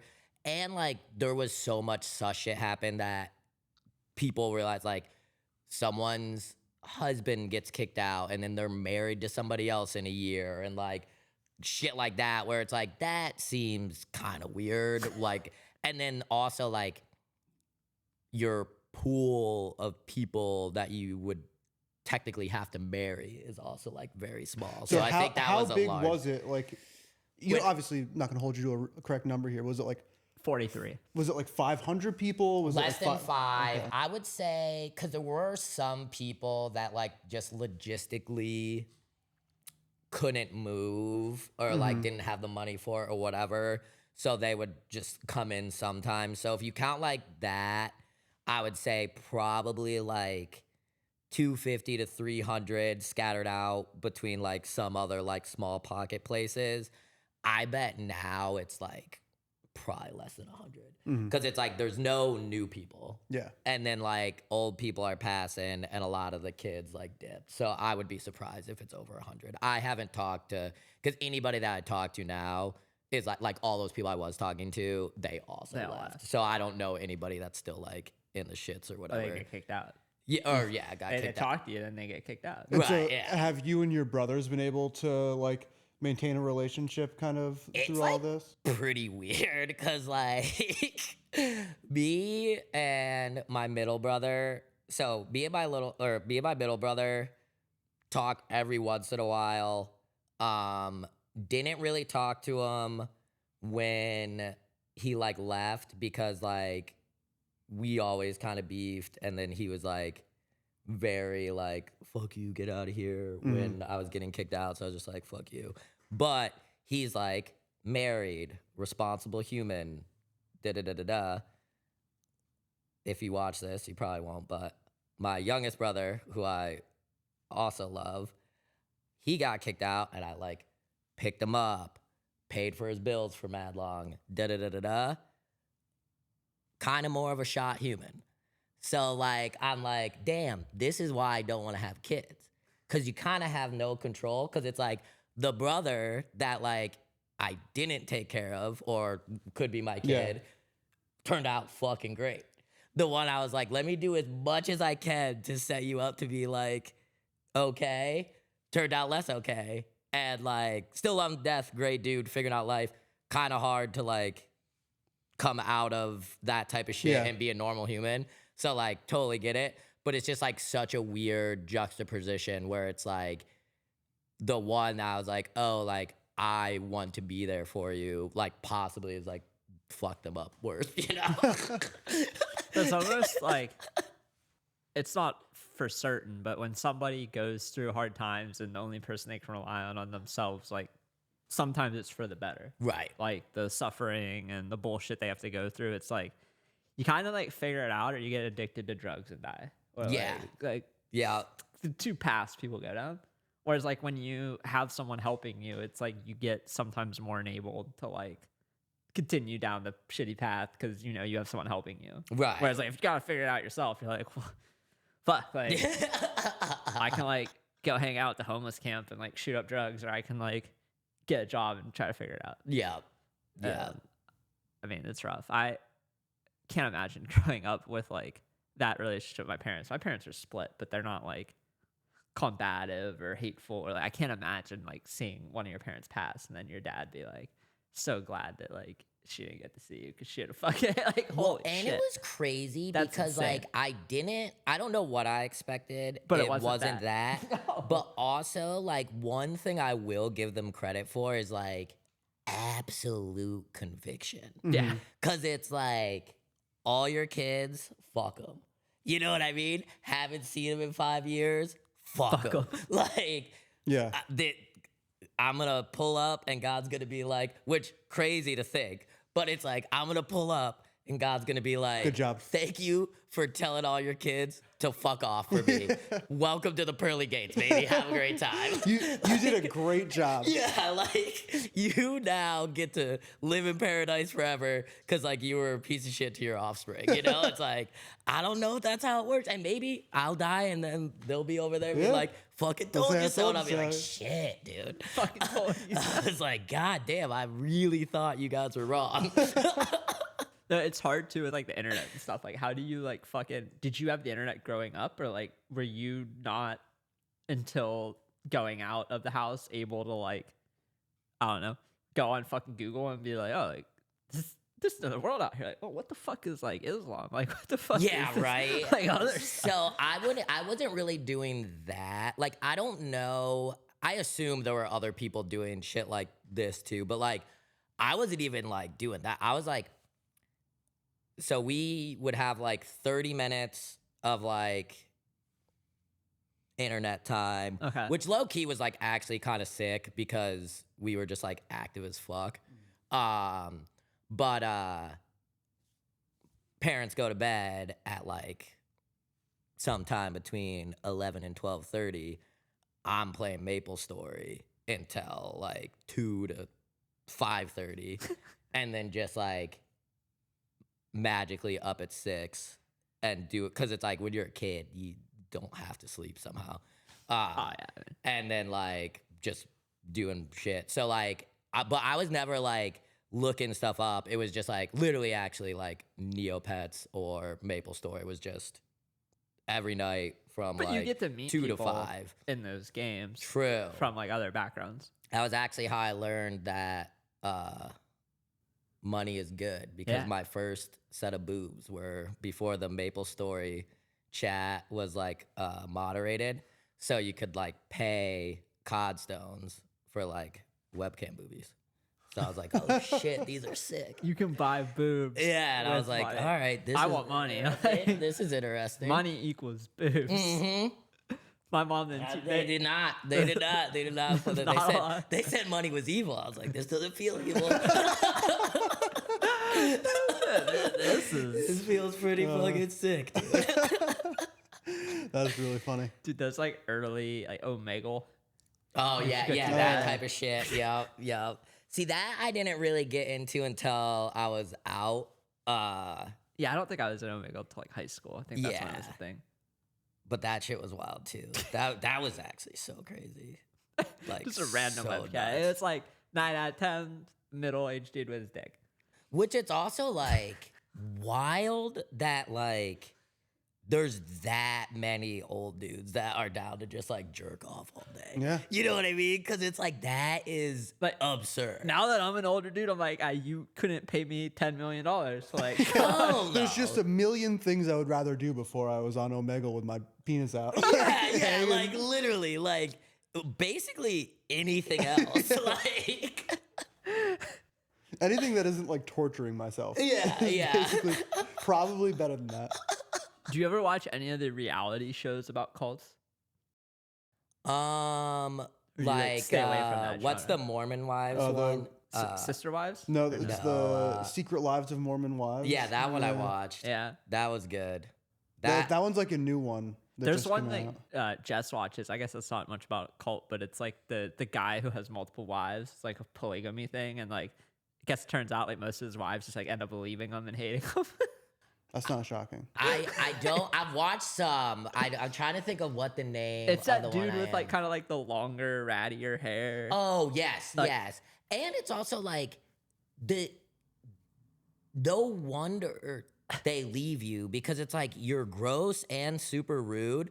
But And an also, asshole. what always confuses me about a lot of them is like anytime it's like those Mormon ones or whatever, they're all really rich. That was like the one difference between like those ones and like us. Like most of the people in our shit were like poor. Yeah. But when you watch like the Mormon shit, it's like they all are in a nice ass fucking house, and I'm like, what do they do for like work and shit? Because it's like, come from money. yeah, maybe, The yeah. Mormon Church has a lot of money. I feel yeah, like they're that like, could be it too. It's like you have like you're just getting hired by I'm sure it's whoever very else insular. is there. because Yeah, you have like tax exemptions for church. So like the Mormon church is like one of the biggest wealth man. They have billions of dollars. Like if you Right. look up, because the reason I know this is because the fucking smoking chicken fish meme. Yeah. They were like trying to become a religion with like over $1 billion assets under management or something. So I was looking at like, well, what are the top religions that like have a bunch of money? And it's like I think the Mormons are like top 5. Oh damn, that's crazy. Because also And they're they're a so much lot smaller, smaller than And a lot it's of like the other ones. Scientology too. Scientology's really They have a lot of helped it, money because it's like they can like make investments without paying taxes on gains. And it's like, maybe we need to start a fucking church. It's not the worst idea. Right. It's really not the worst idea. Especially if you can con people into paying tithes. Yeah. Because that's what's crazy too. Like the pastor dude was not poor. Oh, no, You know what I mean? Like Yeah. everybody else was a little poor. Everybody- He was not poor. that my mom was big on that. Like, oh, we got to give like 10%. It's like, mom, you're like, we're on food stamps. Like, what are we doing? Like, why are we giving 10%? And that's what's so crazy about it too is like, especially like now, like even if I did go to church, I'm not giving fucking 10%, bro. Bro, That's life They'd is be lucky to get expensive as $10. shit right now. Yeah, I like will tip what? the fucking burger place more than I'm gonna tip the Yeah. fucking church. I'll give $10 to the cashier at Blue Collar before I fucking go to a church and give $10. But yeah, reality shows, man. We're big on like the Married at First Sight, Love Is Blind. Have you been watching this new season of Love Australian Is one? Blind? No, there's a new Minneapolis Love Is Blind. Oh, Love Is Blind. Yeah. Yeah. We're watching that, and then we're watching Married at First Sight Australia. Okay. Which you have to watch through like a third-party website because it's not on any American streaming service, and That's commitment. It's good though. The accents make it for me. It's like so. Yeah. They got like one guy and he's just talking. You can't even fucking. You gotta put subtitles on because you can't understand what he's saying, but you kind of don't like him anyway. Just something about him. It's like he's like, you know, pretty boy, like kind of lying half the time he's talking, like not honest. Can't understand most of what he's saying, but if you read the subtitles, it's like I love the premise that people are just so desperate. They're like, Oh, maybe the next this person guy's I like, see. you know, I'm a multimillionaire. I was a professional golfer. I'm 43. I have 2 kids. They're my dogs. My last girlfriend had 10 years. We broke up a couple years ago, and I just can't imagine finding a wife. So I just want you, the matchmakers, to pick a wife that I'm not gonna see until our wedding day when my back's to the aisle and she walks down it. And then it's just like, yeah, that'll work way better. Yeah. You know what I mean? Like That's that's a great idea. Like what I'm doing isn't working, so I would just like you. And like the one guy is just like, I want someone who's 25 and blonde, and then they match him with like a 37-year-old brunette. And then in 2 days he leaves. He just gives up completely and says, I didn't ask for any of this. What the fuck? And then they bring him back like 10 episodes later with a new wife. And then they reintroduce all these couples and they're like, why is he here? Yeah. They bring her back with a new husband. And it's just great TV. But like, what are we doing? The only thing that I wish happened more is like, I would love to see like a little more follow up on some of these because it's like there's so many of them. Like I just started watching what is it? Something Paradise. You know that meme that was running around with like the dude Montoya? Montoya. Yeah. So I just started watching that. Like just finished all 5 seasons like yesterday. Just started watching it. Just finished 5 seasons. Dude, because it's like a lot of the stuff like. If I'm working like on the weekend, Yeah, I'll usually just have just it set on. it up with like an easy job that needs no attention. Yeah. And then now that sports are done, it's Yeah. just like, well, now I'll catch it all up. At least we have playoff basketball coming. But Yes. until playoff basketball, I don't watch basketball. Yeah, this part of the basketball season is brutal. It's It's like everyone's questionable. Half All the the stars time, are yeah. sitting. They're doing load management. half of the course, teams have fully given up. Kyrie and Anthony Davis are both hurt. And it's also like they shoot like maybe this is like overplayed, but I've only watched a couple games because it's so boring. They shoot so many like they miss all the fucking time, and it is so boring. Like the games are nobody's dunking anymore. They fucking miss. Like you'll just watch. It'll be like it looked like a college game because it's just like miss.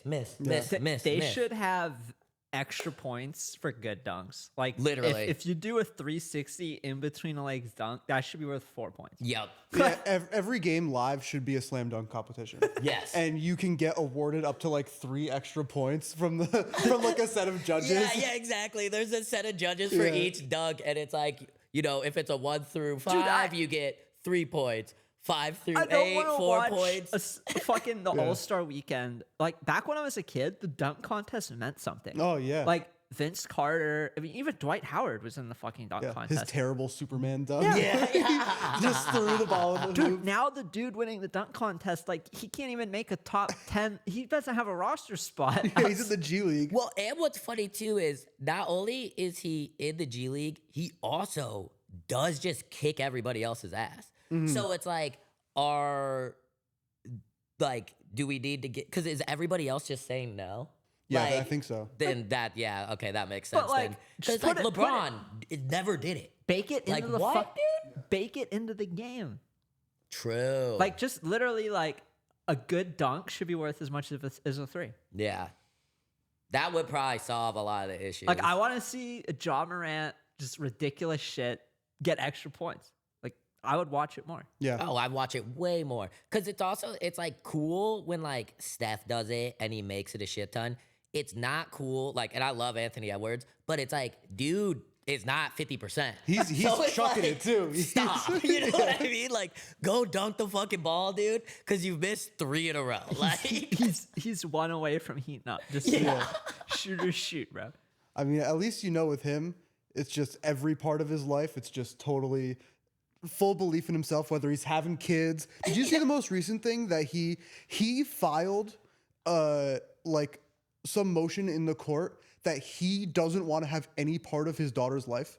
For like his most recent kid, instead of like his ex-girlfriend or whatever being like, oh, he was like mad she wouldn't abort her. I'm not gonna do this. He was like, I'm gonna fill out the paperwork that says I will never fucking talk to this kid again. I'll just give him some money. He's got to chill out though. He has so many kids. This is the Tyreek Hill. I also don't get, like, same with Tyreek Hill, because it's like, bro, like, after, because it's like you're having so much, it can't be that much better. No, Just get a vasectomy. At that or point. something. Yeah, anything. Because it's Get a like vasectomy. you're not gonna be that rich forever, and it's like you're still gonna have to pay out much longer than you're collecting checks. Yeah.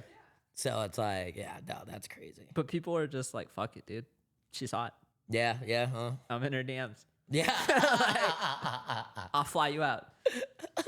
I wonder whatever happened with that girl who sued Tyreek Hill because he broke her leg. Oh shit, I forgot about that. Yeah. Tyreek's, Probably got cash. I mean, I'm sure she got some money for definitely it. got cash. Tyreek's on his way out. That one was one of the funnier ones to me, where he was like, he found the biggest influencer he could find, and he was like trying to tackle me. He broke her fucking leg.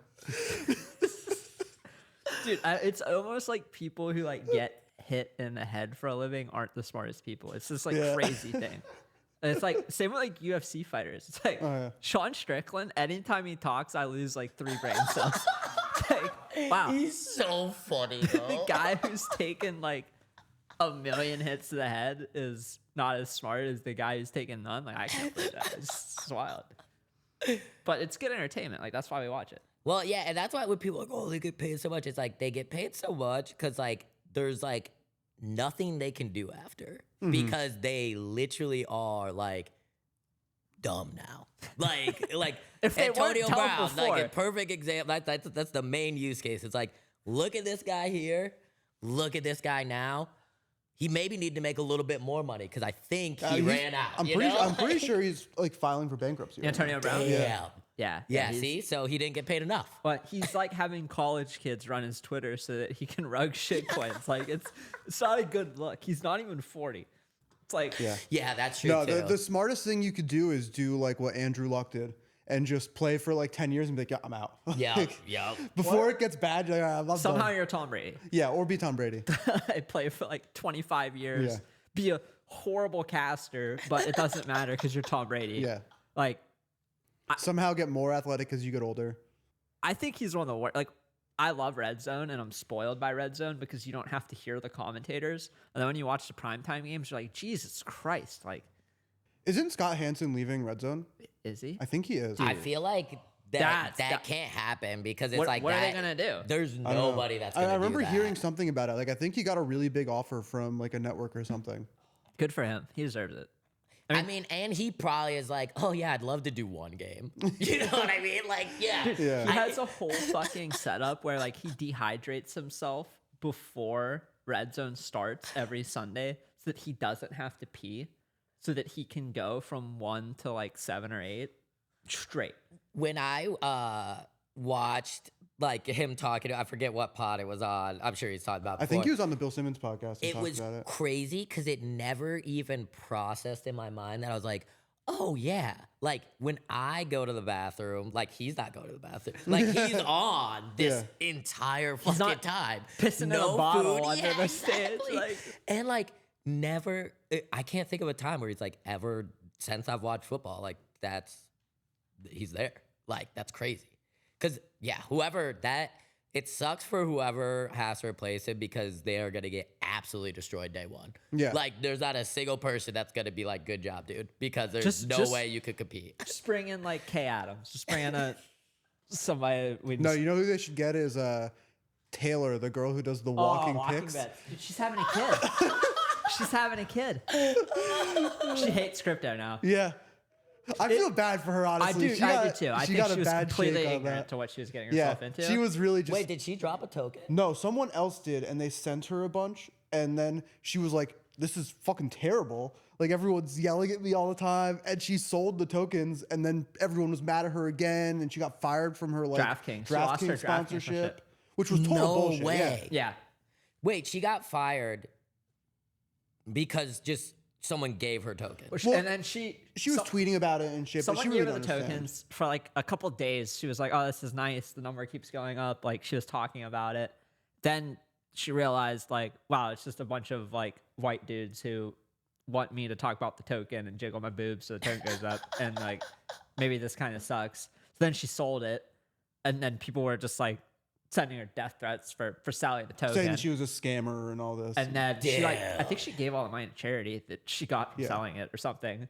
And then DraftKings killed their sponsorship. That She's fine though. She got a sucks. new sponsorship. She's doing Oh, all right. okay, that's good. Cause But- yeah, it's actually. But like, meanwhile, like Dave Portnoy releasing 19 shitcoins, gets comped by DraftKings, has a crack in Yeah. sponsorship. We're like, oh, it's just Davey Dave Trader. Yeah, the fact that DraftKings sponsors Dave Portnoy and And they not dropped Taylor. her is like so insane. That's true. Cause I also like I do think what he is doing is funny because like if it, like not that Dave's an artiste at all, but it's like great performance art. Oh, Cause yeah. it's just like, hey, like how like whatever word you want to use, I don't even know how to describe the person that buys Greed 3.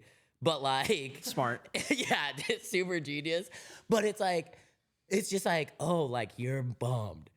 And then like, but you'll do it again and do it again But and do it Greed again. 4, I'm looking out for Greed 4. I think it could be good. And it's like, that's what cause like I'm one, like way too busy to like actively trade. And have never been good at that. Like even whether it's crypto, stocks, whatever, I'm like, buy, Hold it. over time, can make good decisions. Short term, never like went to stables at not the right time. This mark, I mean, never just long term is a lot easier. But like, it is why, like, how many people have actually made any money? Because I look at so many stats and it's like, out of every pump fund person, like 5% are profitable. Is like that real or no? Because I feel like you guys probably know better than me. Well, I think maybe 5% are profitable on Pump Fund, but then like a wide variety of people are profitable broadly and then lose on Pump Fund, but they're like still net profitable. Like, say you make like 100 grand trading Sol, and then you blow 10 grand trading Pump Fund. It's like, well, you're still net up 90. And that but- was more just because you wanted to feel something. Yeah. But I our stats are definitely skewed because like we're around people who in general make money in the long run, even with the shit. But I think like the bigger the group chat, the more you realize like even in like some of like the 150 person group chats, it's like I don't know, 25 of them are like printing, and then Yeah. like the bottom 25 are like they've lost all their money somehow. And it's like, what happened? Like, It's like, weren't we all doing the same shit? yeah. It turns out we are not. We are not. I mean, Well, even, it's like the way that you know is when you have like the guys who are doing really well in the group chat, and then you have the guys who will tag the guys who are doing really well and be like, "Hey, you still holding this coin, man? Like, hey, what do you think about this?" It's like if you're it's there me asking like, hey, someone are we else still for- holding? And like, no, we sold that 6 weeks ago. I'm like, oh, I'm down 93%. Everybody ate. Everybody ate. I hope you ate. It ticked 150K. We all sold. I hope you sold. Yeah, I'm like, you're oh, like, it's at oh. 6K now. What happened, guys? A flush got flushed. I thought it was gonna be a great launch pad. Everyone was eating. Got flushed. My ask Jimmy. I gotta ask Jimmy what happened to the price because Ask Jimmy is not looking good. This is supposed to be the first agent. It was historical. And now it just looks like it's Ask Jeeves. Do you see the price of like AI XBT and all this stuff now? No, I haven't looked. It's down to like 150 I million mean, or when something like last time I that. looked at Goat, it was 70 mil. Yeah, it's crazy. I started fudding Goat at 100 mil before it went to like 1.4 billion. Yeah. And now you're like, see, I was right. I was right. Yeah, you morons. I knew this was gonna happen. That's like that meme though. Once the music stops, you're toasted, and the person's up like a million percent. The TradFi guy in his Patagonia vest. Yeah. That's me. Oh, I man. knew this was going to zero. You just didn't believe me. Yeah. Fart coin. Dude, I honestly like. I kind of want to buy more fart coin. It's kind of a bad thing. It's like, I don't think fart coin's done. I don't think so either. I hope not. That was like, so me and Jesse, finally, we were like, we're comfortable enough as a company again to be like doing crypto stuff. Yeah. So our first company investment was Fartcoin. It's down 50%. So hopefully it turns around. And we're like, all right, maybe we should just keep going to cash. We're like, that didn't work out at all. Everybody farts. Yeah, that's it's Hot the air thesis, rises. The thesis is so good. It seems like a I think- foolproof plan. We were I don't like, think dude, Fartcoin's over. we'll fucking triple this and fucking use it for like fucking NFT NYC. We won't even come out of pocket. And then fucking think, god damn. Now That's a you're write-off now. Yeah. Yeah, exactly. You go to a Taxes, dive don't bar gotta now. worry about It's us. just like Yeah. smoke-filled dive bar. You actually have everyone going out to Queens. Yeah. Couldn't get a place around here anymore. Sponsored. They're Sponsored, NFT Yeah, we're NYC just like events in in Coney an Island. alleyway. sponsored by Fartcoin. Yeah. You guys did a new collab with Fartcoin. That might work actually. That could recoup all losses and probably because I feel like there's a lot of believers out there. I feel like Fartcoin's you do a collab with Dip Wheeler. What's Yeah. that? Oh, if you don't know, it's okay. It's just this guy who has been like bull posting Fartcoin for forever, but his like general way that he does it is by posting like pictures from like the thoughts of Like OnlyFans models. yeah, and just like with huge asses or boobs being like Generational. bounce or generational Oh, bottom. nice. and- Yeah. A classic play. Yeah. Classic play. It gets people to look. Yeah, exactly.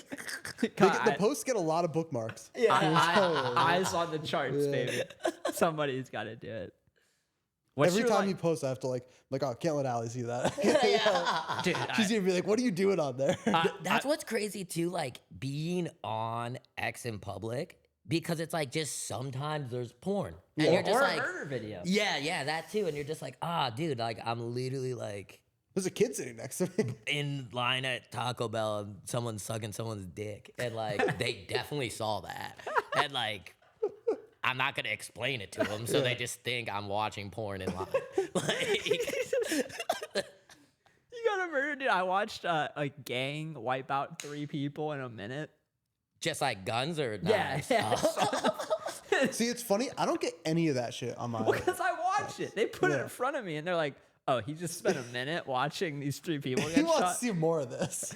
Clearly, this is the content he wants. I get a lot of those, and then I get a lot of like the crazy war ones of just like someone who's like filming themselves in a bunker and then just like I haven't not got in those. the I bunker gotta try anymore. those. Send me a couple. Let me Yeah, check it out. I'll DM you the next one. I that made comes the through. They're really bad gnarly. mistake of quote tweeting Sophie Rain because she posted that she made $50 million. Oh, yeah, I saw that. Ruined my timeline. Oh, guaranteed. Every OnlyFans fifth and post stuff? is like OnlyFans girl now. It's like I was quote tweeting the money. Like that wasn't even Yeah, a it wasn't naked even picture. her. Yeah, this was about But it's- cash.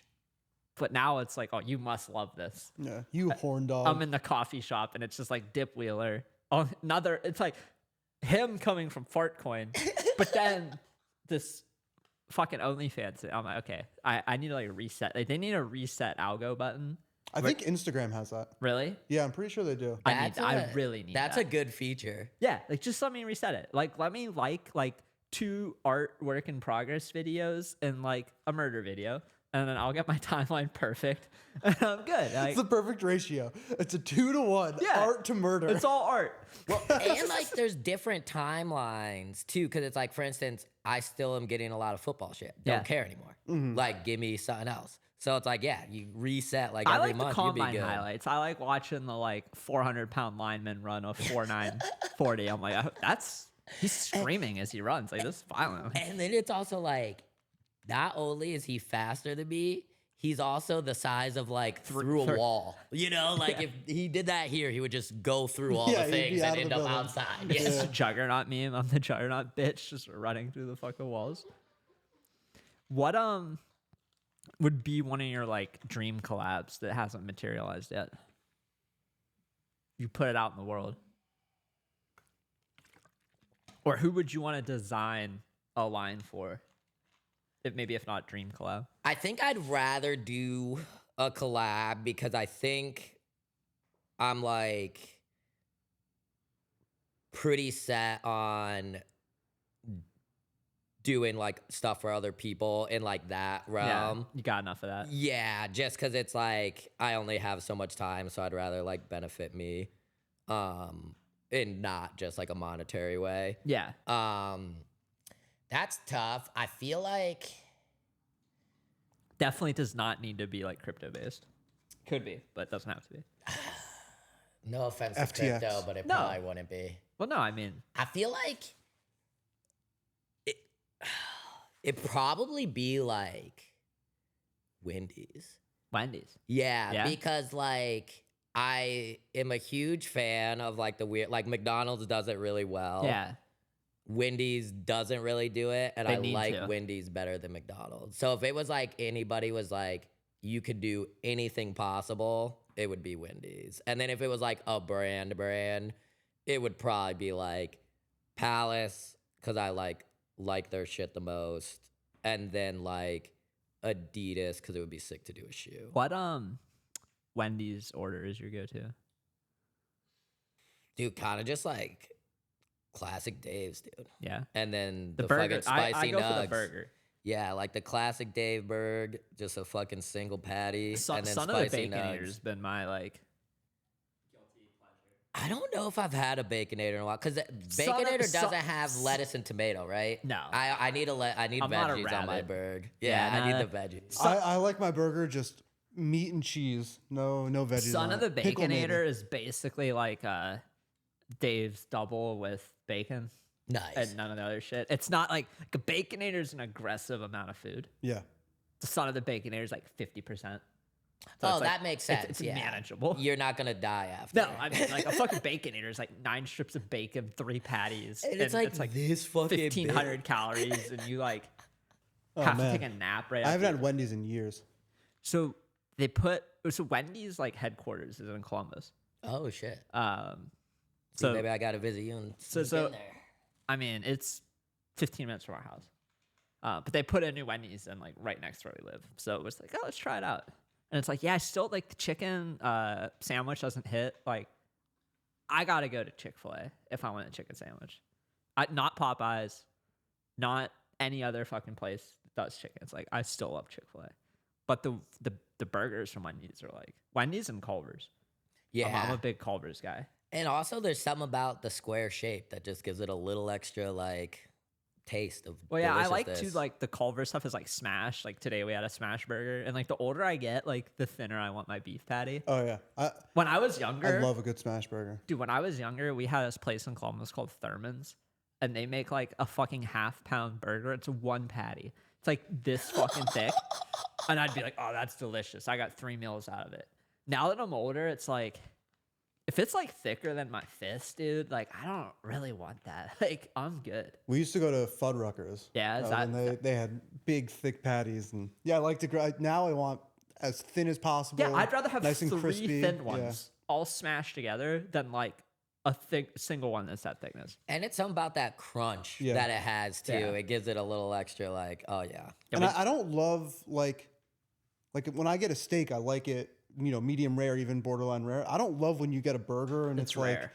like even if I'm getting a nice burger, I don't want it to be medium rare or something like that.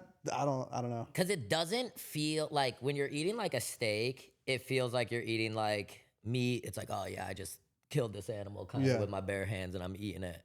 Whereas like a burger, it feels processed because it's so when you eat, it just looks like it's like not done. Yeah. You know what I mean? And you're like, I get I all feel my like you burgers should cook that. well done, basically. Yeah, the But I know juicy some people burger who like it. sus. Like it's like, dude, just get a fucking like steak tartare. Yeah. Like, why are you getting a rare burger? Like, Jesus Christ.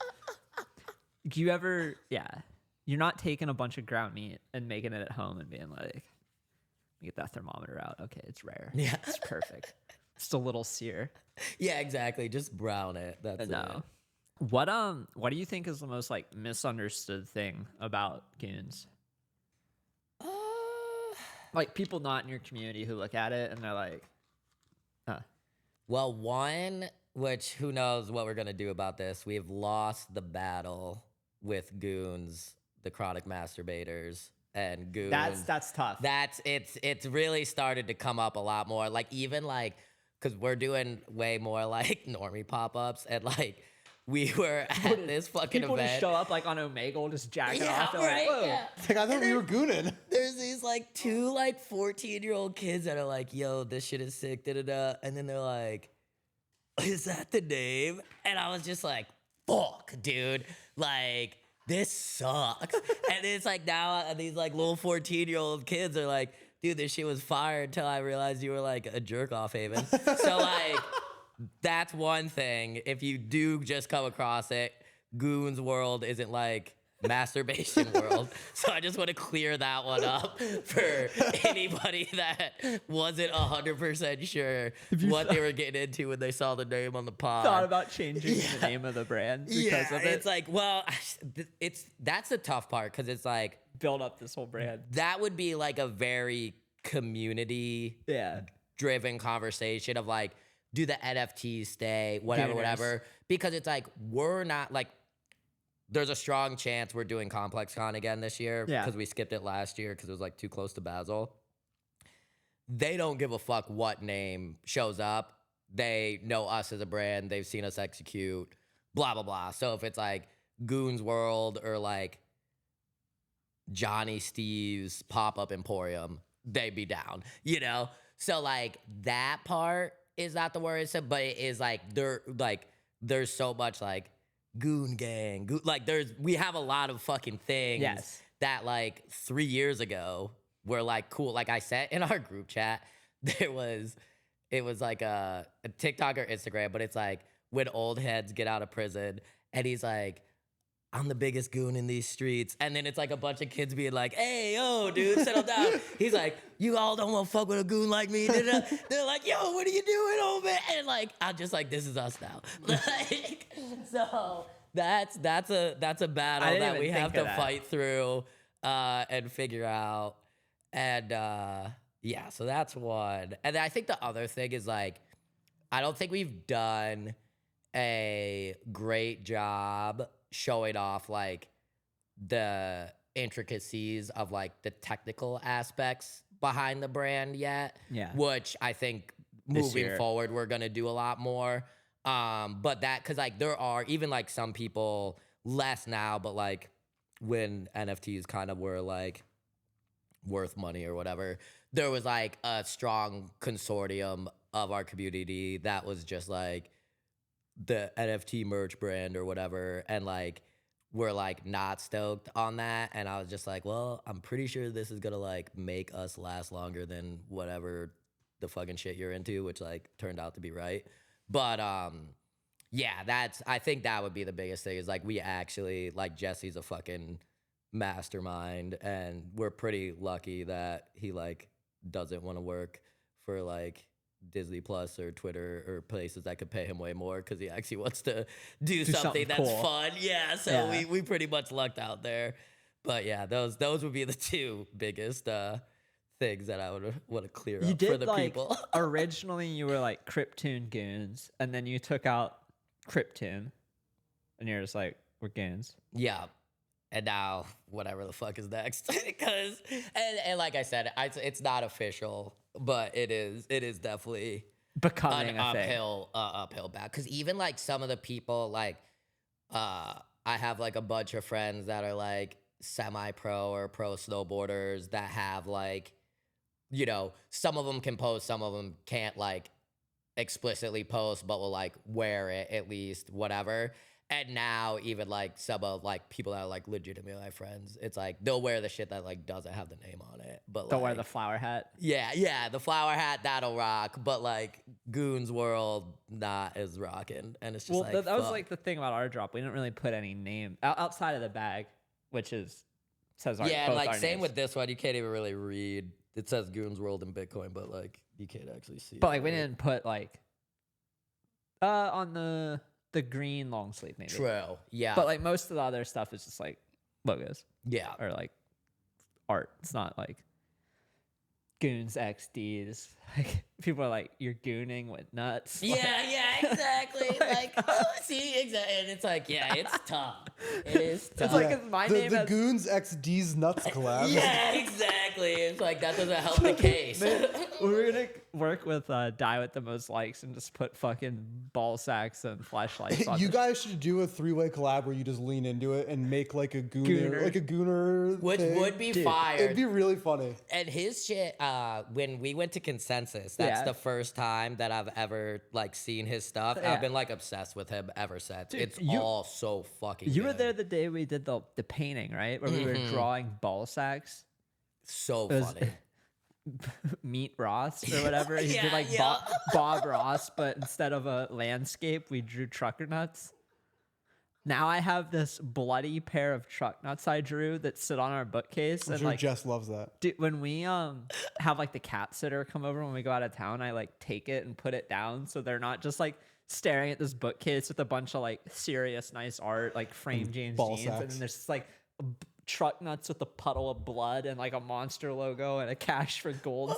And then you gotta be like, no, like I made that one. Yeah, that one's that mine. was mine. That's why I it's so made good. the bloody yeah. nuts. Sorry that you got confused. yeah. But yeah, no, his we were talking about it earlier, like the fucker Carlson. It's Tucker Carlson's face on a fleshlight. Yeah, that one's good. And it's just like, yeah, that hits. That the goons would love a fucker Carlson. I feel like there's something there. You guys should Well, figure it out. there is a consortium that thinks we should lead into it, and it's tough because it's like, yeah, where do you go? Can you imagine there's so like, many options The goons XD's drop 2 is just like D's nuts with OnlyFans too. goons. That's like it's the super goony, and then we hire OnlyFans girls to wear it, and then it probably would sell more. We should than You make like guys most should of the do things like we've done. A you speed could call up. it like Never Goons or something like that. We got a speedo. Yeah, and then even like the raw people because retain fucking with doing the Bitcoin stuff. Someone sees goons posting about retaining that could like there's just Yeah. it's a slippery slope, man. It's a Yeah, I slippery never even slope. thought of that. I'm glad I asked that question. Yeah. I don't think of like gooning as like We're Me too old. neither. We're too old for it. Yeah, It's just not a that's- part of our. once you hit 30, dude, it's like, man, you're just like a boomer. Yeah, I'm washed. And that's what's so funny about it, because like we have like a range of like some of the most active people are like under 23 and like over 40. Yeah. And it's like it's really fun because like even like they both go to the events, whatever. But like it is so funny to see like the difference where like this person like literally has not once seen that ever. Whereas like the other person is like, all I see is like goons and it's not our brand. You know what I mean? So it's just like, shit. What was the first tattoo you ever got? I don't know. I think I have like a robot teddy bear thing. I think this was my first. It's a robot holding a teddy bear. I think that was my first one. How old were you when you got it? 18, maybe 19. I like ripped from like 18 to like 23 and then took like a pretty long hike. Have you ever got a tattoo from Sean? I have this from Sean. So, which is actually my only tattoo from Sean. I'm surprised. Yeah, no, it's weird actually. I probably will have him do something eventually. Me and one of my old brands, we did a pop-up down here and we had Sean come and he did like a flash sheet that we made during it. So I got one of the flash sheets. But yeah, that's my only tattoo from him. A lot of them were from the dudes, shout out the homies that Resurrected, if you're ever in Syracuse, Sean or them. But that I was printing in their tattoo shop when they were closed. Gotcha. Got a lot of tats from them. Some of my friends that were just like tattooing out of their house. I have like a couple like So fuck shit it. blasters on my legs. But yeah, I kind of got to the point where I was like, I'm like running out of space, so I need to be a little more like Yeah. thinking about it, you know? I still have no tattoos, I'm afraid. I don't know. It's like I'd probably pass out getting a tattoo. You might, but it's like kind of relaxing. Like the process, it does hurt, but like the kind of like mental being like, oh, it hurts, but like don't stop. But also, like, I feel like it doesn't hurt as bad as people hype it up. Before, That's before your probably first true. tattoo, you're like, oh my god, it's gonna hurt so bad. It's not that bad. What because you got the one from Gossamer. Yeah, I got this And one like that's like a month ago. hand poked. Yeah, Does that feel worse or better. better? Like some of, like Really? this part here hurt and didn't feel very good. Like closer to my like Joint. yeah. Okay. But like this, like up here, almost didn't even feel it. It No was, Yeah, it way. was Yeah. really chill. How much longer do you think that take than if it was a regular gun? So it took like 2.5 hours. Okay. So I would say probably if it was a regular gun, it would have been, I don't know, for color and stuff, maybe 2 hours or half the time. Yeah, but it wasn't that long. She was telling me she just before that did like a full chest piece for a guy, and it was 4 days straight of 8-hour sessions. That's crazy. And he flew here from Australia for it. Flew in 4 days straight, flew home the next day. I was like, I would have taken a day or two, I think, to like chill. I can't imagine sitting on that flight back, just having just massacred my chest. Dude, Dude. who did Hopefully he flew first class or something. was that like LaMelo Ball who like got put under to get tattooed? Mad motherfuckers be doing that now, which is crazy because I feel like that's part of the process is like to feel it. Like, I don't also want to be just like- put under.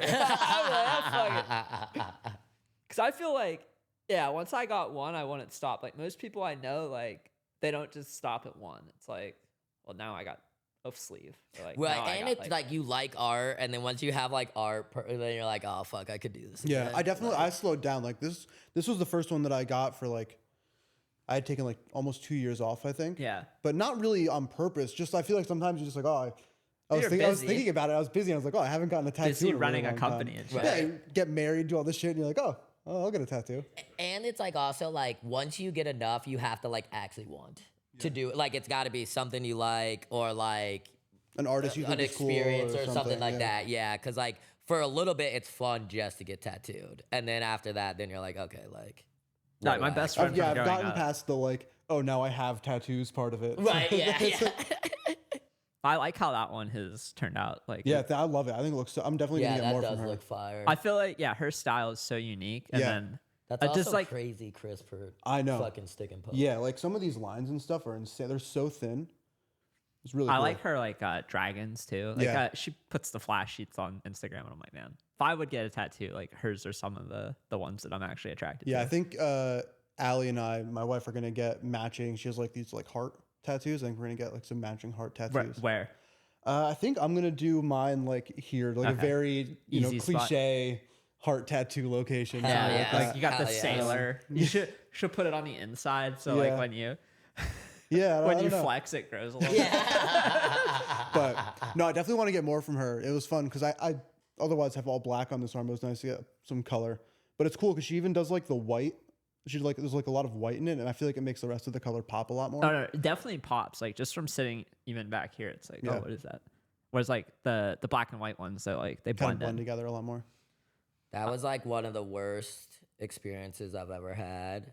Is I have like a chess piece and it was terrible, and I was like, it was supposed to be like 2 sessions, and I was like, finish it, or I'm never coming back. Finish it. That's a good. So he finished it. He has an unfinished chess piece. It sucks, dude.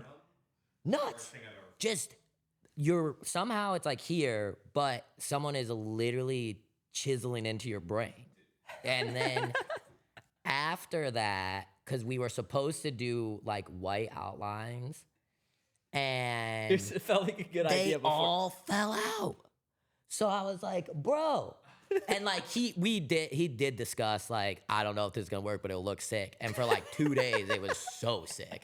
And then it was just like gone. I was like, damn. But it's sick. But It's it was not I sick. literally would not have I feel you. There's 0 chance I would have given up. It was You ever finished? fucking crazy. Part of mine not being finished is because the guy that we both knew also moved. Oh, Yeah, well, he lives in like before it Kentucky was now or done. something. right? that's rough. Some of my lines are like faded too. Like you said, like he just had to do it over. Again. Right, yeah. They just fell out. Yeah. You're like, fuck this. It was so. That's my worst nightmare. If I like had an idea for a big piece and then like at least like yours on your arm are like smaller. Yeah, like this one really didn't stay very well because this one's not that old, but it's pretty faded. Yeah. And like I think this area of my arm was just like, nah, fuck that. It's like I don't want that shit. Get it out. Yeah. So I'll probably get that filled in at some point. The artist is actually like 4 blocks away. Well, that's they didn't move to Antarctica. No. Be like, yeah, bro, I'm sorry. You're gonna have to fucking Yeah. find another artist. But yeah, I don't have anything on my chest, but I have one on my back from the same guy, and like on the spine did not feel good. Oh, I can't imagine. And that was one where he like it was my first tattoo, and he warned me. He was like, the spine is really weird. You'll feel it in other places on your body, and so it was like my hand would hurt. And he's tattooing my spine. And I'm like, what's going on? I remember growing up, just like Brock Lesnar's back tattoo. Yeah. I would look at that and be like, that's sick. And then once you like, I don't know, I used to watch like Kat Von D. Like, do you remember those like tattoo Oh reality yeah, shows? definitely. I'd watch Definitely. those and be like, I don't think I want one of these, man. Like, this does not look sick. Like, Yeah. there was. I would never want to get one of those like really massive, like cover your entire back tattoos. Like Yeah. it's cool for people who like it and appreciate whatever like Japanese art or whatever they want to get, but it's not for me. Dude, I get like a full killer acid piece on my back. That would be gnarly. That would be prevent gnarly. bad But no, we'll wrap up here. It's going It's on. probably a good time. We got a question we ask everybody. Don't know if you know it. It is, if you were to write an autobiography, what would the title be?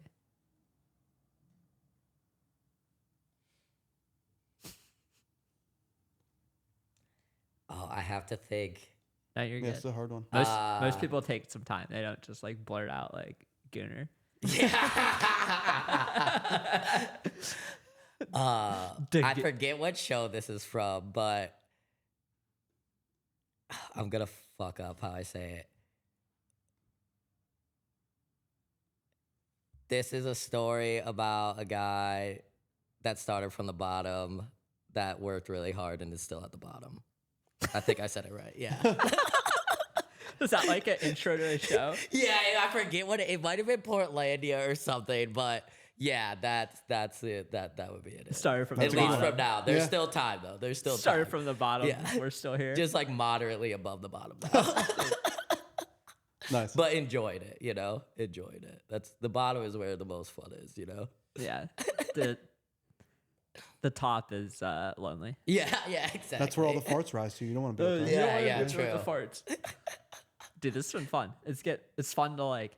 This is the longest we've ever got to talk. Literally, yes. Like we've talked on calls for like 30 minutes, maybe an hour, where like some people drop off and then we just bullshit for a bit about nothing. But like it's nice to actually like see you face to face and not on like the Google Meet in the shop while right, I'm you're just on my phone, taking like a this big.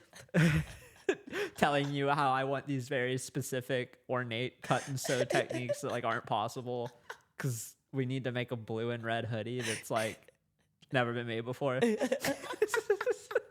And you're like, yeah, I don't know if you can do that, man. Like, bro, but what do you mean you can't just make the hood like 3 different colors and then have a fucking silk fabric in it? Like, what do you? What's nice though is like there's no timeline on this next one, so now we actually could. Because Dude, it's like we don't got no dates to hit. This I could like be the whenever we idea want. of having like a more expensive like boutique hoodie that's like specifically designed for us. That's like, That's like the best part about doing the shit, because it's like you just make something that you want, and then you're Oh, like, that- hopefully other people want it too. Yeah. Like, I mean, that's the bag. Like, Yeah. for sure. I mean, that was like the whole. I wanted a bag to put nut drugs in.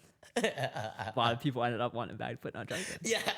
And it's cool, like, that's like a similar setup, but it's like completely different. But it's like the idea is similar. It's like- Yeah. And the quality of them came out better than I thought too.